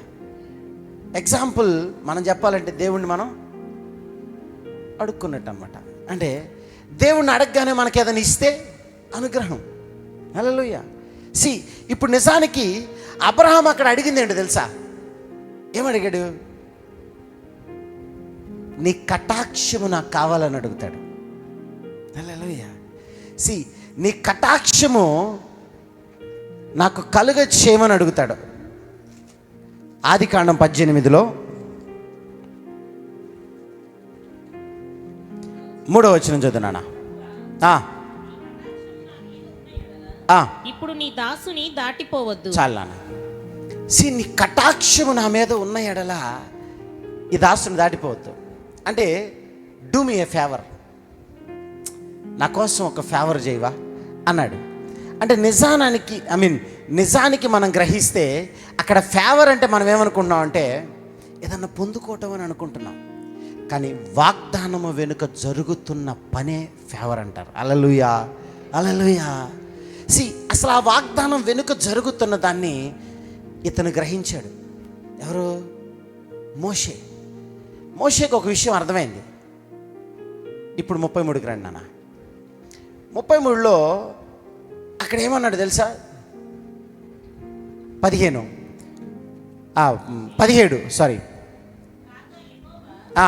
నీవు చెప్పిన మాట చొప్పున చేసేదను, నీ మీద నాకు కటాక్షము కలిగినది, నీ పేరును బట్టి నిన్ను ఎరుగుదునని మోషేతో చెప్పాను. నీ మీద నాకు కటాక్షము కలిగినది. ఇప్పుడు కటాక్షము అంటే మన ఉద్దేశంలో కాదు, దేవుడి ఉద్దేశంలో చూద్దాం. అసలు కటాక్షం అంటే ఏంటో. అప్పటి గంట క్రితమే ఏం జరిగిందో తెలుసా? మోషేని పైకి పిలిచాడు, రెండవసారి రాతి పలకలు రాయించాడు. మీరు తర్వాత పై వచనాలు చదువుకోండి, అన్నీ అర్థమవుతుందా? మొదటి పలకలు పగిలిపోయినాయి, రెండవ పలకలు రాయబడ్డాయి. ఆ రెండో రాతి పలకలు తీసుకొని కిందకు వచ్చాడు. కిందకి రాగానే ఆయన ఏమన్నాడు తెలుసా? అప్పటిదా బాగానే ఉంది, సిచ్యువేషన్ అంతా బాగుంది. ఆల్రెడీ ఈ వాగ్దానం ఎవరికి ఇచ్చాడు? అబ్రహాముకి ఇచ్చాడు. ఏమని? నీ సంతానం 400 ఏళ్ళు అక్కడ ఉంటారు, పరవాసిగా బ్రతుకుతారు, అక్కడి నుంచి మళ్ళా కనానుకు వస్తారు, మిగులు ఆస్తితో వస్తారు. ఎలా వస్తారు? మిగులు ఆస్తితో వస్తారు. బాగుంది కదా? ఖచ్చితంగా కటాక్షం కలిగింది కదా వాళ్ళకి. హల్లెలూయా. తర్వాత ఒక డౌట్ వచ్చింది మోషేకి. కటాక్షం కలగటం అంటే వాగ్దానం నెరవేరటం కాదు. మోషేకి అప్పుడు వెలిగింది అసలు విషయం.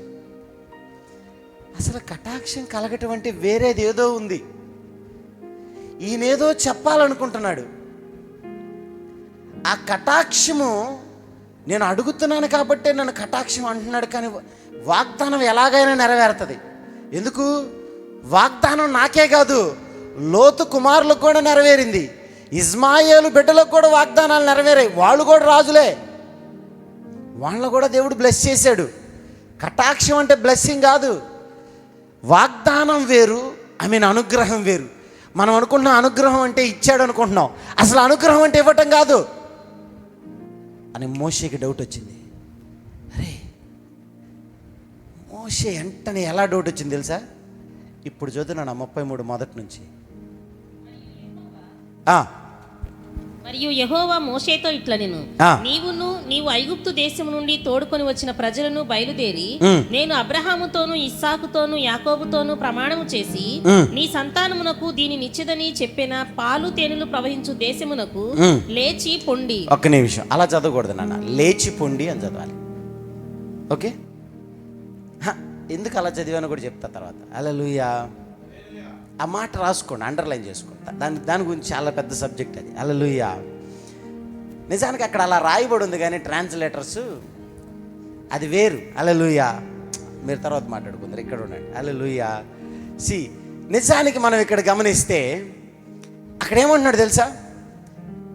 నీవు ఐగుప్తు దేశము నుండి తోడుకొని వచ్చిన ప్రజలందరూ బయలుదేరి ఇక లేవండి, ఇక చాలు, ఇంకా ఆపాలి మీ SHOWలని అంటున్నాడు అక్కడ. ఏమని? ఇక లేచి వెళ్ళిపోండి, ఇక లేచిపోండి. మిమ్మల్ని కాదు, గబగబా అటు ఇటు చదువుకుంటున్నారా? అక్కడేమంటున్నాడు? అబ్రహాముకి, ఇస్సాకుకి, యాకోబుకి నేను ఒక ప్రమాణం చేశా. ఏం చేశా? హలో, పాలు తేనెలు ప్రవహించే దేశముకి వాళ్ళని తీసుకెళ్తానని ప్రామిస్ చేశాను నేను. సో మీరు ఇంకెళ్ళిపోండి. సో నేను చేసిన వాగ్దానం ఏమైనా అయిందా? ఏం కాదు. వాగ్దానం చేశా కదా. మనం అనుకుంటాం, మాట ఇచ్చి తప్పుటకు నీవు నరుడవు కాదయ్యా. నరుడని ఎవరు చెప్పారు? ఎందుకు గుర్తు చేస్తాను? నువ్వు నరుడుకి ప్రార్థన చేయలేదే, నరుడిని అడుగుతావా? ఇదొకటి SHO ప్రార్థన ఒకటి చేస్తాం మనం. ఏంటంటే, నరుడవు కాదయ్యా. ఆయన అనలేదే నేను నరుడినని. ఓహో, నువ్వు ఎవరికన్నా ప్రార్థన చేస్తున్నావా? ఆయన దేవుడు కాదా? మరి దేవుడైతే నరుడు ఎందుకు వచ్చాడు అక్కడ? హల్లెలూయా. బాగుంటాయి కదా ఇలాంటి ప్రార్థనలు, జ్ఞాపకం చేసుకుంటున్నప్పుడు. ఇమాజిన్, ఇక్కడ మోషేకి అది తట్టింది. అరే, వెంటనే ఏమన్నాడు తెలుసా? దాని కింద వచ్చిన చదువునాను, నేను నీకు ముందుగా దూతను పంపి కానానీయులను, అమోరీయులను, హిత్తీయులను, పెరిజ్జీయులను, హివ్వీయులను, యెబూసీయులను వెళ్ళగొట్టేదను. చాలు నాన్న. ఇప్పుడు ఎవరిని పంపిస్తాడంట? ఎవరిని పంపిస్తాడంట? హలో, ఎవరిని పంపిస్తాడంట? ఎవరిని పంపిస్తాడంట? చదవరండి మీరు. ఏంటంట? నేను నీకు ముందుగా దూతని పంపి. హల్లెలూయా. అక్కడ మోషేకి డౌట్ వచ్చింది. అరే, ఈయన అలిగాడరా అని డౌట్ వచ్చింది. ముందేమో లేచిపోయిండు రా అన్నాడు. ఓహో, ఇదేంటి ఇంత పదం వాడాడు, లేచిపోమ్మన్నాడు మమ్మల్ని అని అర్థమైంది మోషేకి. రెండోదేమో, నేను మీకు ముందుగా దూతను పంపిస్తా, మీరు వెళ్ళండి, ఏం పర్లా, నీకేం కావాలి? What you want? ఆశీర్వాదం కావాలి, అంతే కదా. సో నువ్వు అడుక్కున్నావు, అంతేగా. So your like A beggar, right? మిమ్మల్ని అంటలా, ఊరకు చెప్తున్నా. సో నీకేం కావాలి? వాగ్దానం కావాలి, అంతేగా. ఎందుకులే, వాగ్దానం కోసం నన్ను నరుణ్ణి చేయాల్సిన అవసరంలా. అయ్యా, వాగ్దానం చేసిన వాడు నరుడు కాదన్నా. నేను నరుణ్ణి కాదని నాకు కూడా తెలుసు, నాకు గుర్తు చేయాల్సిన అవసరం ఆ విషయం. నువ్వు హల్లెలూయా. నీకేం కావాలి? ఓహో, అలా పడేస్తే వెళ్ళిపోతావు, అంతేగా. సరే, ఓ పని చేయి, నా అసిస్టెంట్ వస్తాడు, తీసుకుని వెళ్ళు. అర్థమైందా మీకు? ఈ ఫీలింగ్ మీకు అర్థమైందా? ప్రాపర్గా కన్వే అయిందా? గుచ్చుకుందా? అక్కడ మోషేకి డౌట్ వచ్చింది. నువ్వు రావా? నువ్వు మాత్రం రావు. ఓహో, ఎవరిని పంపిస్తావు? దూతను పంపిస్తావా అని మోషేకి అర్థమైంది. మోషే కూడా తక్కువడేం కాదు. ఏదో సామెత అంటారు చూడు, కొన్ని నెలలు సావాసం చేస్తే. మాకు అర్థమైందిలే. అవునా? ఇమాజిన్, అక్కడ మోషేకి ఏం అర్థమైంది తెలుసా? అరే, గంట క్రితమే కదయ్యా నువ్వు మాతో మాట్లాడావు, అబ్రహాము గురించి రాయించావా లేదా? ఆజ్ఞలు రాయటం అంటే ఏంటి? మనోళ్ళు అనుకుంటారు చాలామంది, మోషే అక్కడ కూర్చొని 10 ఆజ్ఞలు రాజు కిందకు వచ్చాడు అనుకుంటారు. అవునా? అంతేనా చేసింది? మరి తోరా ఎలా వచ్చింది? అదే ధర్మశాస్త్రం ఎలా వచ్చింది? మోషే కిందకు వచ్చి ప్రశాంత్ చెట్టు కింద చెట్టు నీడని చూసి రాసుకున్నాడా? కాదు. పైన దేవుని సముఖం ముందు కూర్చొని దేవుని యొక్క తలంపుల్లో నుంచి రాశాడు అది. హల్లెలూయా. నిజానికి అక్కడ మోషే రాశాడు, వ్రాత అక్షరం కనపడుతుంది కాబట్టి. హల్లెలూయా. కానీ రాసింది మోషే కాదు. ఎందుకు? ఆ అక్షరానికి జీవం ఉంది కాబట్టి. ఎవరు రాశారు ఇప్పుడు? దేవుడే రాశాడు. హల్లెలూయా. నీకు అక్షరం కనపడుతుంది కాబట్టి మోషే రాశాడు అన్నావు. అక్షరం వెనుక ఉన్న ఆత్మ కనపడితే నిజానికి అది ఎవడు రాశాడు నీకు అర్థమయ్యేది అది. హల్లెలూయా. అది ఇప్పుడు చెప్పు, అది ఇప్పుడు ఎవరు రాశారు? ఎందుకు? మోషే అబ్రహాం చూశాడా? చూడలేదే. హల్లెలూయా. మోషేకి తాత తెలుసు, ముత్తాత తెలుసు. మహా అయితే వాడి ముత్తాత తెలుసు. అబ్రహాంకి ఎట్లా తెలుసు? అబ్రహాం ఎట్లా తెలుసు? తెలియదు కదా. వినుంటాడు, మా ముత్తాతకి ముత్తాతలు ముత్తాతలకి ముత్తాతలు ఉన్నారనేవాడు. హల్లెలూయా. వినుంటాడు అబ్రహాం గురించి, అంతేగాని చూడలా. వాళ్ళు ఎలా గడిపాడు ఏంటి అని మొత్తం అంతా దేవుడు, పరిశుద్ధాత్మ దేవుడు అక్కడ రాయించారు. అరే ఇందాకే కదా గంట క్రితం నువ్వేమన్నావు? అబ్రహాంకి నేను ప్రామిస్ చేశా. ఏమని? 400 ఏళ్ళు బానిసగా ఉంటారు, అక్కడి నుంచి వాళ్ళు మిగులు ఆస్తితో బయలుదేరారు. అరే కరెక్టే కదా, వీళ్ళందరి చేతిలో బంగారం ఉంది. ఇప్పుడు నేను ఒక్కడనే యాంపుగా ఇక్కడ నిలబడ్డాను. కరెక్టే కదా, ఆయన చెప్పింది జరుగుతుంది. హల్లెలూయా. అంటే ఇప్పుడు నేను కటాక్షముతో వెళ్ళట్లేదు అనమాట.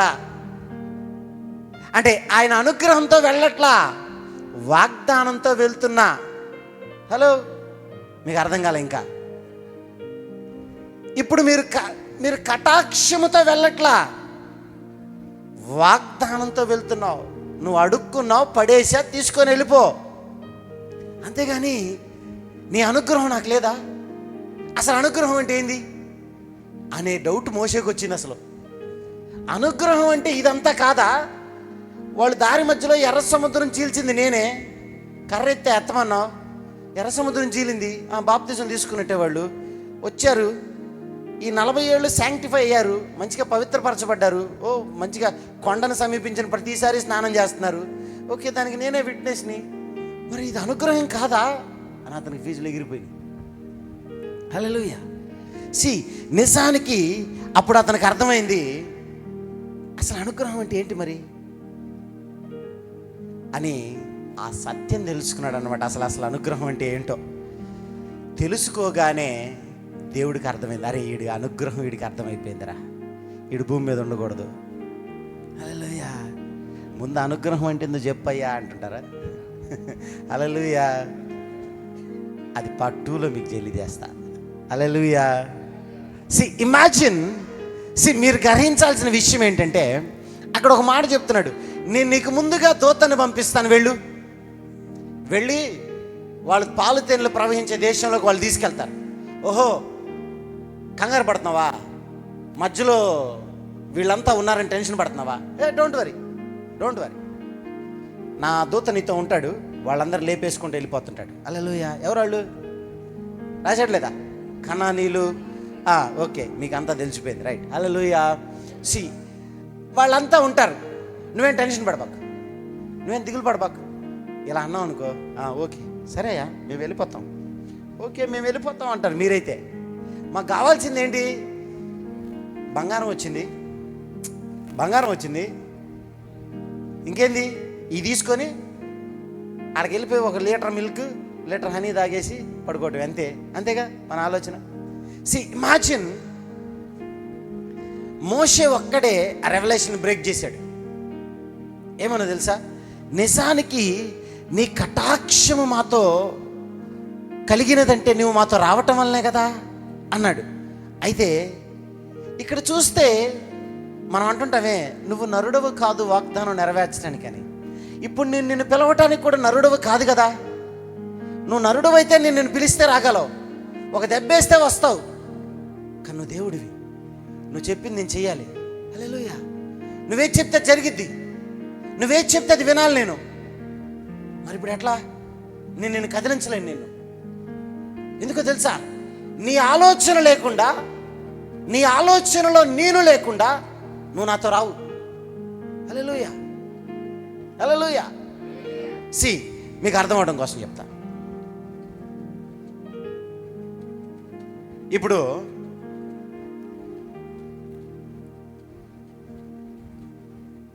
ఇది స్టోరీ కాదు, రియల్, రైట్? ఒక సన్ ఉన్నాడు. ఇది మా ఫ్యామిలీలో జరిగిన స్టోరీ, ఓకే? మీరు గ్రహించండి.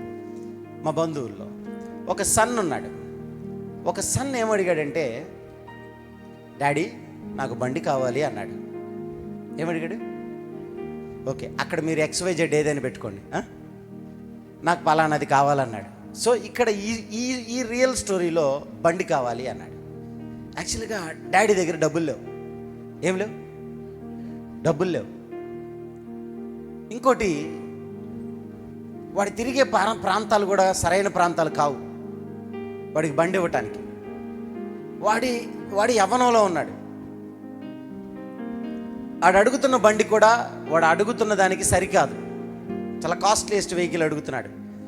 చాలా రెబలిజంగా ఉంటాడు యవ్వనం, బట్ పద్ధతి కాదు అనుకున్నాడు. సరే, తండ్రికి ఇష్టం లేదు. సరే, అయినా సరే ఏం చేశాడంటే లోన్ పెట్టి బండి ఇచ్చాడు. హల్లెలూయా. ఇప్పుడు జరిగింది ఏంటంటే, బండి వచ్చింది. ఎవరు అడిగితే వచ్చింది? హలో, వచ్చిందా? కొడుకు అడిగాడు, బండి వచ్చింది. కానీ తండ్రికి ఏంటి? ఇష్టం లేదు. కానీ నువ్వు అడిగావు కాబట్టి ఇచ్చా. నాకు ఇవ్వాలనే ఉద్దేశంతో ఇవ్వాల నేను. హల్లెలూయా. సి, ఇప్పుడు మీకు అర్థమైంది. నువ్వు అడిగావు కాబట్టి ఇచ్చా. నాకు ఇవ్వాలని నీకు ఇవ్వాలా. నాకు ఇవ్వాలనే తలంపుతో నీకు ఇస్తే నీ లైఫ్ ఒకలా ఉంటుంది. నువ్వు అడిగావని ఇస్తే నీ లైఫ్ ఇంకోలా ఉంటుంది. హల్లెలూయా. ఇక్కడ మన జీవితంలో కూడా దేవుడి ఉద్దేశంలో, దేవుడి మనస్సులో మనం ఏమై ఉన్నామో, మనము ఎలా నడవాలో, మనం ఏ స్థితిలో ఉన్నామో అది ఎతకటానికి ప్రయత్నించాం. మనకేం కావాలో అది అడుగుతాం దేవుడి దగ్గర. అర్థమైందని అనుకుంటున్నా. అర్థమైందా? అర్థం కాలేదా? సి, ఇమాజిన్, అయ్యా నేను ఇది చదవాలనుకుంటున్నా, నీకు ఇష్టమేనా? అందుకే ఒక వ్యక్తి ఏమన్నాడు తెలుసా? నేను శుద్ధుడిని కావటం నీకు ఇష్టమేనా? అయితే శుద్ధుడువు కా. నాకు ఇష్టమే, పో. బికాజ్ నువ్వు నన్ను అడిగావు. నువ్వు అడిగినప్పుడే నాలో ఆలోచన పుట్టించేసావు. నువ్వు నీపై ప్రేమ పుట్టించావు, నీపై ప్రణాళికను పుట్టించావు, నీ భవిష్యత్తును పుట్టించుకున్నావు నువ్వు అడిగినప్పుడే. హల్లెలూయా. సి, ఇమాజిన్, ఇక్కడ నువ్వు అడుగుతుంది ఎవరినో తెలుసా? దేవుణ్ణి కాదు, మనిషిని అడిగావు నువ్వు. ఇప్పుడు నేను చెప్తున్నా, ఆ కుమారుడు ఏమయ్యాడు తెలుసా? భూమి మీద లేడు, చనిపోయాడు. హల్లెలూయా. ఆ బండి ఏమైందో తెలుసా? కేసులో ఉంది. చల్లా చెదిరైపోయింది వెహికల్. హల్లెలూయా. ఎలా చనిపోయాడు తెలుసా? ఆ బండి మీదే చనిపోయాడు. హల్లెలూయా. సి, దేవుని ఆలోచనలో నుంచి నీకు రాలా అది. నీ ఆలోచనలోనో వ్యక్తి ఆలోచనలో నుంచి తీయబడింది అది. ఈ రోజున నువ్వు నడుస్తున్న మార్గము దేవునికి లోబడినదో, దేవుని తలంపుల్లో ఉన్నదో, దేవుని ఉద్దేశానుసారంగా, ఆయన ప్రణాళికానుసారంగా ఉన్నది కాదు. నీ ఆలోచన బట్టి పుట్టినది అది. హల్లెలూయా. చాలా మంది ఫెయిల్ అవుతున్న విధానాలు ఇవే. కానీ మోషే ఒక్కడే అక్కడ సక్సెస్ అయ్యాడు. మోషేకి ఒక విషయం తెలుసు. వాగ్దానం చేసావు అంటే వాళ్ళు ఐగుప్తుకి వెళ్తారు, మళ్ళీ కనానికి వెళ్ళిపోతారు. వాట్ ఏ ప్లాన్ యార్! ఏమి స్కెచ్ చేసావయ్యా నువ్వు? అంటే నేను ఉన్నా వెళ్తారు, నేను లేకపోయినా వెళ్తారు. సో ఇక్కడ చూడాల్సింది నేను ఉన్నానా లేదా అసలు నీ మనసులో. హలో, మీకు అర్థమవుతుందా? అర్థమవుతుందని అనుకుంటున్నా నేను. సి, ఇమాజిన్, నోవాహుతో స్టార్ట్ చేసావు.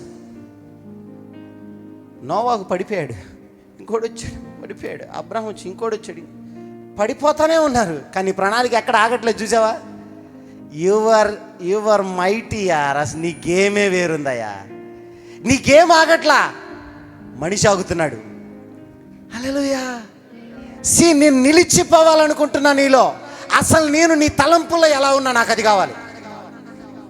Hello hello, I love you యార్. అవునా? ఈ లవ్ వద్దు నాకు, ఈ ఎస్హెచ్ఓ లవ్ వద్దు నాకు, ఎస్హెచ్ఓ డబ్ల్యూ లవ్ వద్దు. ఇక్కడున్న లవ్ కావాలి. ఇక్కడ నేను నిజంగా ఉన్నానా? I want to show that, I want to show that. Hallelujah. నీ కటాక్షము నాకు కలిగిందని నాకు ఎలా తెలిసింది? నువ్వు నాతో వస్తేనే కదా తెలిసేది. నువ్వు రావు, because you are a God. You was already decided.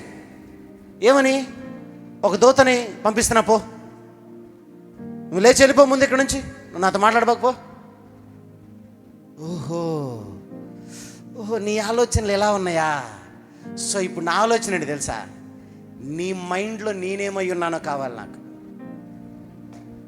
హల్లెలూయా. అందుకే ఒక భక్తుడు రాసుకున్నాడు, నేనేమై ఉన్నానో నీ కృప వల్ల నేనయ్యా అని. Hallelujah. That is not grace, it's a favour. Hallelujah. See, ఇప్పుడు ఇప్పటి వరకు దేవుడు ఆడాడు ఆట, ఇక్కడ నుంచి మానవుడు ఆడతాడు ఆట. హల్లెలూయా. ఇక్కడ నుంచి మోషే ఆడతాడు ఆట. ఎందుకో తెలుసా? 6 నెలలు సావాసం చేస్తే నేను కూడా అయ్యాలే. I'm not a God but almost God. నీ మహిమనిచ్చానన్నావు కదా, I want to show that glory. అందుకే ఏమడుతుంది తెలుసా? I want to show to, I mean ఆ మాట చదువుతున్నాను, బాగుంటుంది. 17 16 యెహోవా నీవు చెప్పిన మాట చొప్పున చేసేదను. నీ మీద నాకు కటాక్షము కలిగినది, నీ పేరును బట్టి నిన్ను ఎరుగుదునని మోషేతో చెప్పగా అతడు 18 ఇంకా మోషేతో చెప్పగా అతడు దయచేసి నీ మహిమను నాకు చూపించు. ఏంటంట? నీ మహిమను నాకు చూపించు. ఇప్పుడు మనమంతా అనుకుంటాం మహిమ అంటే పెద్ద వెలుగు, ఇది మహిమ మన ఆలోచనేషన్లో. సో నాకు నీ మహిమను చూపించు. కానీ అక్కడ మోషే చాలా విచిత్రంగా అడుగుతాడు. మీకు అది చదివినప్పుడు అనిపించిందో లేదో తెలియదు, కానీ చాలా విచిత్రంగా అడుగుతాడు. ఏమన్నా తెలుసా? ఫస్ట్ ఏం అడుగుతాడు? ఇవన్నీ తీసేసి అయిపోయిన తర్వాత, రైట్, ఇక్కడ మనం గ్రహిస్తే అక్కడ దేవుడు చాలా క్షుణ్ణంగా మాట్లాడుతున్నాడు. ఏమని? నా నిబంధన అయితే మారదు, నా ప్రణాళిక అయితే మారదు, సో నేనైతే మారతాను కదా అనుకున్నాడు మోషే. అంటే ఇప్పుడు ఈ చైన్ మారదు. 400 ఏళ్ళే ఇది. 400 ఏళ్ళకి మించి మారదు. వచ్చేస్తారు 400 ఏళ్ళకి, మిగులు ఆస్తితో వస్తారు. ఇది ఎవడు మార్చలేడు. కానీ నన్ను మార్చాలనుకుంటున్నావు కదా నువ్వు. హల్లెలూయా. నన్ను లేపేయాలనుకున్నావు కదా. హల్లెలూయా. ఇప్పుడు నాకు నీ ఏం కావాలి తెలుసా? నీ కటాక్షం కావాలి నాకు. హల్లెలూయా. నాకు నీ కటాక్షం కావాలి. అంటే అందరు కటాక్షం అంటే నీతో వచ్చుట వల్లనే కదా అంటాడు, కానీ ఇతను చేసేది ఆడెవరికి కనపడదు. ఇతను కొన్ని క్రియలు చేశాడు అక్కడ. ఇమాజిన్, దేవుని కటాక్షం అంటే దేవుని అనుగ్రహం ఇతనితో నిలబడటానికి ఇతడు ఓన్గా ఆలోచించడం ఆరంభించాడు. హల్లెలూయా. ఇతడు ఓన్గా ఆరంభించాడు అక్కడ నువ్వు గమనిస్తే మొదట ఏమన్నాడు? దూతం తీసుకెళ్ళమన్నాడు. దూతం తీసుకెళ్ళాలా? సరే కలుస్తాలే, మళ్ళీ కలుస్తా, ఉంటా మరి అన్నాడు. వెళ్ళిపోయాడు. రెండో రోజు వచ్చి మరేంటి ఇప్పుడు నేను ఎవరిని తీసుకెళ్లాలో నాకు చెప్పలేదేంటి నువ్వు అంటాడు. ఈవెన్ నేను అదే చెప్పింది, అక్కడ ఉంటుంది, మీరు తర్వాత వచనంలో చదువుకోండి. పల్లె గేమ్ ఆడతాడు మోషే కూడా. మైటీ వండర్ఫుల్ గేమ్ అది. మీకు తర్వాత నేను పార్ట్ 2లో చూపిస్తా. అక్కడ ఏమంటారు తెలుసా? మళ్ళీ రెండోసారి వచ్చి సరే మరి మేము బయలుదేరుతాం, మరి మాతో ఎవరిని పంపిస్తున్నావు? మాకు చెప్పలేదేంటి నువ్వు? చెప్పలేదా? నీకు నేను చెప్పా కదా దూతను పంపిస్తానని. ఓహో, ఈడు సీతయ్య ఎవడి మాట వినడనమాట. ఓహో, ఇతను దేవుడికి అర్థమైంది. ఓహో, ఈడు స్టార్ట్ చేశాడు గేమ్ ఇప్పుడు. హల్లెలూయా. మీకు ఆల్రెడీ చెప్పాను చూసావా, ఒక శక్తి నాటిన విత్తనం వేరు, ఒక వ్యక్తి నాటిన విత్తనం వేరు. హల్లెలూయా. ఒక వ్యక్తి కలుగ చేసింది నేటికి నిలిచిపోద్ది. హల్లెలూయా. ఆ విధంగా మోషే అక్కడ ఒక విధానాన్ని కలుగ చేశాడు. ఆ విధానం నేటికి నిలిచిపోయింది. అందుకే మోషే లేడు మన మధ్య. హల్లెలూయా. నిజానికి మనందరి ఎదురు చూపులు దేవుని యొక్క అనుగ్రహం మీద ఉండాలా. అంటే మనందరి యొక్క ఎదురు చూపు బ్లెస్సింగ్ మీద ఉంది. I mean to say goal మీద ఉంది, కానీ గాడ్ మీద లేదు. హల్లెలూయా. గోల్ రీచ్ అవుతావా లేదా అనేది ఒక కన్ఫ్యూజన్ ఉంటుంది. ఇదర్ వెళ్ళొచ్చు, గెలవచ్చు, గెలవకపోవచ్చు, పొందుకోవచ్చు, పొందుకోకపోవచ్చు, బట్ దేవుణ్ణి మాత్రం ఖచ్చితంగా కలిగి ఉన్నవాడు పొందుకుంటాడు. హల్లెలూయా. ఆ సత్యాన్ని మోషే గ్రహించాడు. అసలు నిజానికి అనుగ్రహం అంటే ఏంటి అనేది ఐడెంటిఫై చేయడానికి ప్రయత్నించాడు. అసలు కటాక్షం అంటే ఏంటి, అసలు దేవుని కటాక్షం అంటే నాకు తెలియాలి అనుకని వెనక్కి వెళ్ళాడు. మళ్ళా ఇక్కడి నుంచి ఈ 400 ఏళ్ళు వెనక్కి వెళ్ళాడు. 400 ఏళ్ళు రివ్యూ చేసుకుంటే వెనక్కి వెళ్ళి అబ్రహాం దగ్గరికి మళ్ళా వెళ్ళాడు. ఏంటి, ఒకసారి ఆ మాట దగ్గర రా నాన్న. 18 జెనసిస్ 18 క్విక్, త్వరగా. 18 దగ్గరికి వెళ్ళి 3వ వచనం. ప్రభువా నీ కటాక్షము నా మీద ఉన్న ఎడల ఇప్పుడు నీ దాసుని దాటిపోవద్దు. నేను కొంచెము నీళ్లు తెప్పించేదను, దయచేసి కాళ్ళు కడుక్కొని ఈ చెట్టు క్రింద అలసట తీర్చుకొనుడి. ఒక్క నిమిషం. ఇక్కడికి వెళ్ళి నీ కటాక్షము నా మీద ఉన్న ఎడల నీ దాసుని దాటిపోవద్దా. ఇక్కడ ఏదో లీడ్ ఇస్తున్నాడే అబ్రహాము అనుకున్నాడు. దేవా దొరికావయ్యా నువ్వు, ఇక్కడ ఒక హింట్ వదిలేసావు నువ్వు ఇక్కడ అన్నాడు. అరే ఈడు భలే మైండ్ ప్లే చేస్తున్నాడే అనుకున్నాడు. హల్లెలూయా. ఆ మైండ్ ప్లే ఏంటో మీకు పార్ట్ 2లో చెప్తా. హల్లెలూయా. దేవుడి క్లబ్తో మన వెనుకల్లో దీవించి ఆశీర్వదించును గాక. ఆమేన్. రైట్, అందరం లేచి నిలబడదాం.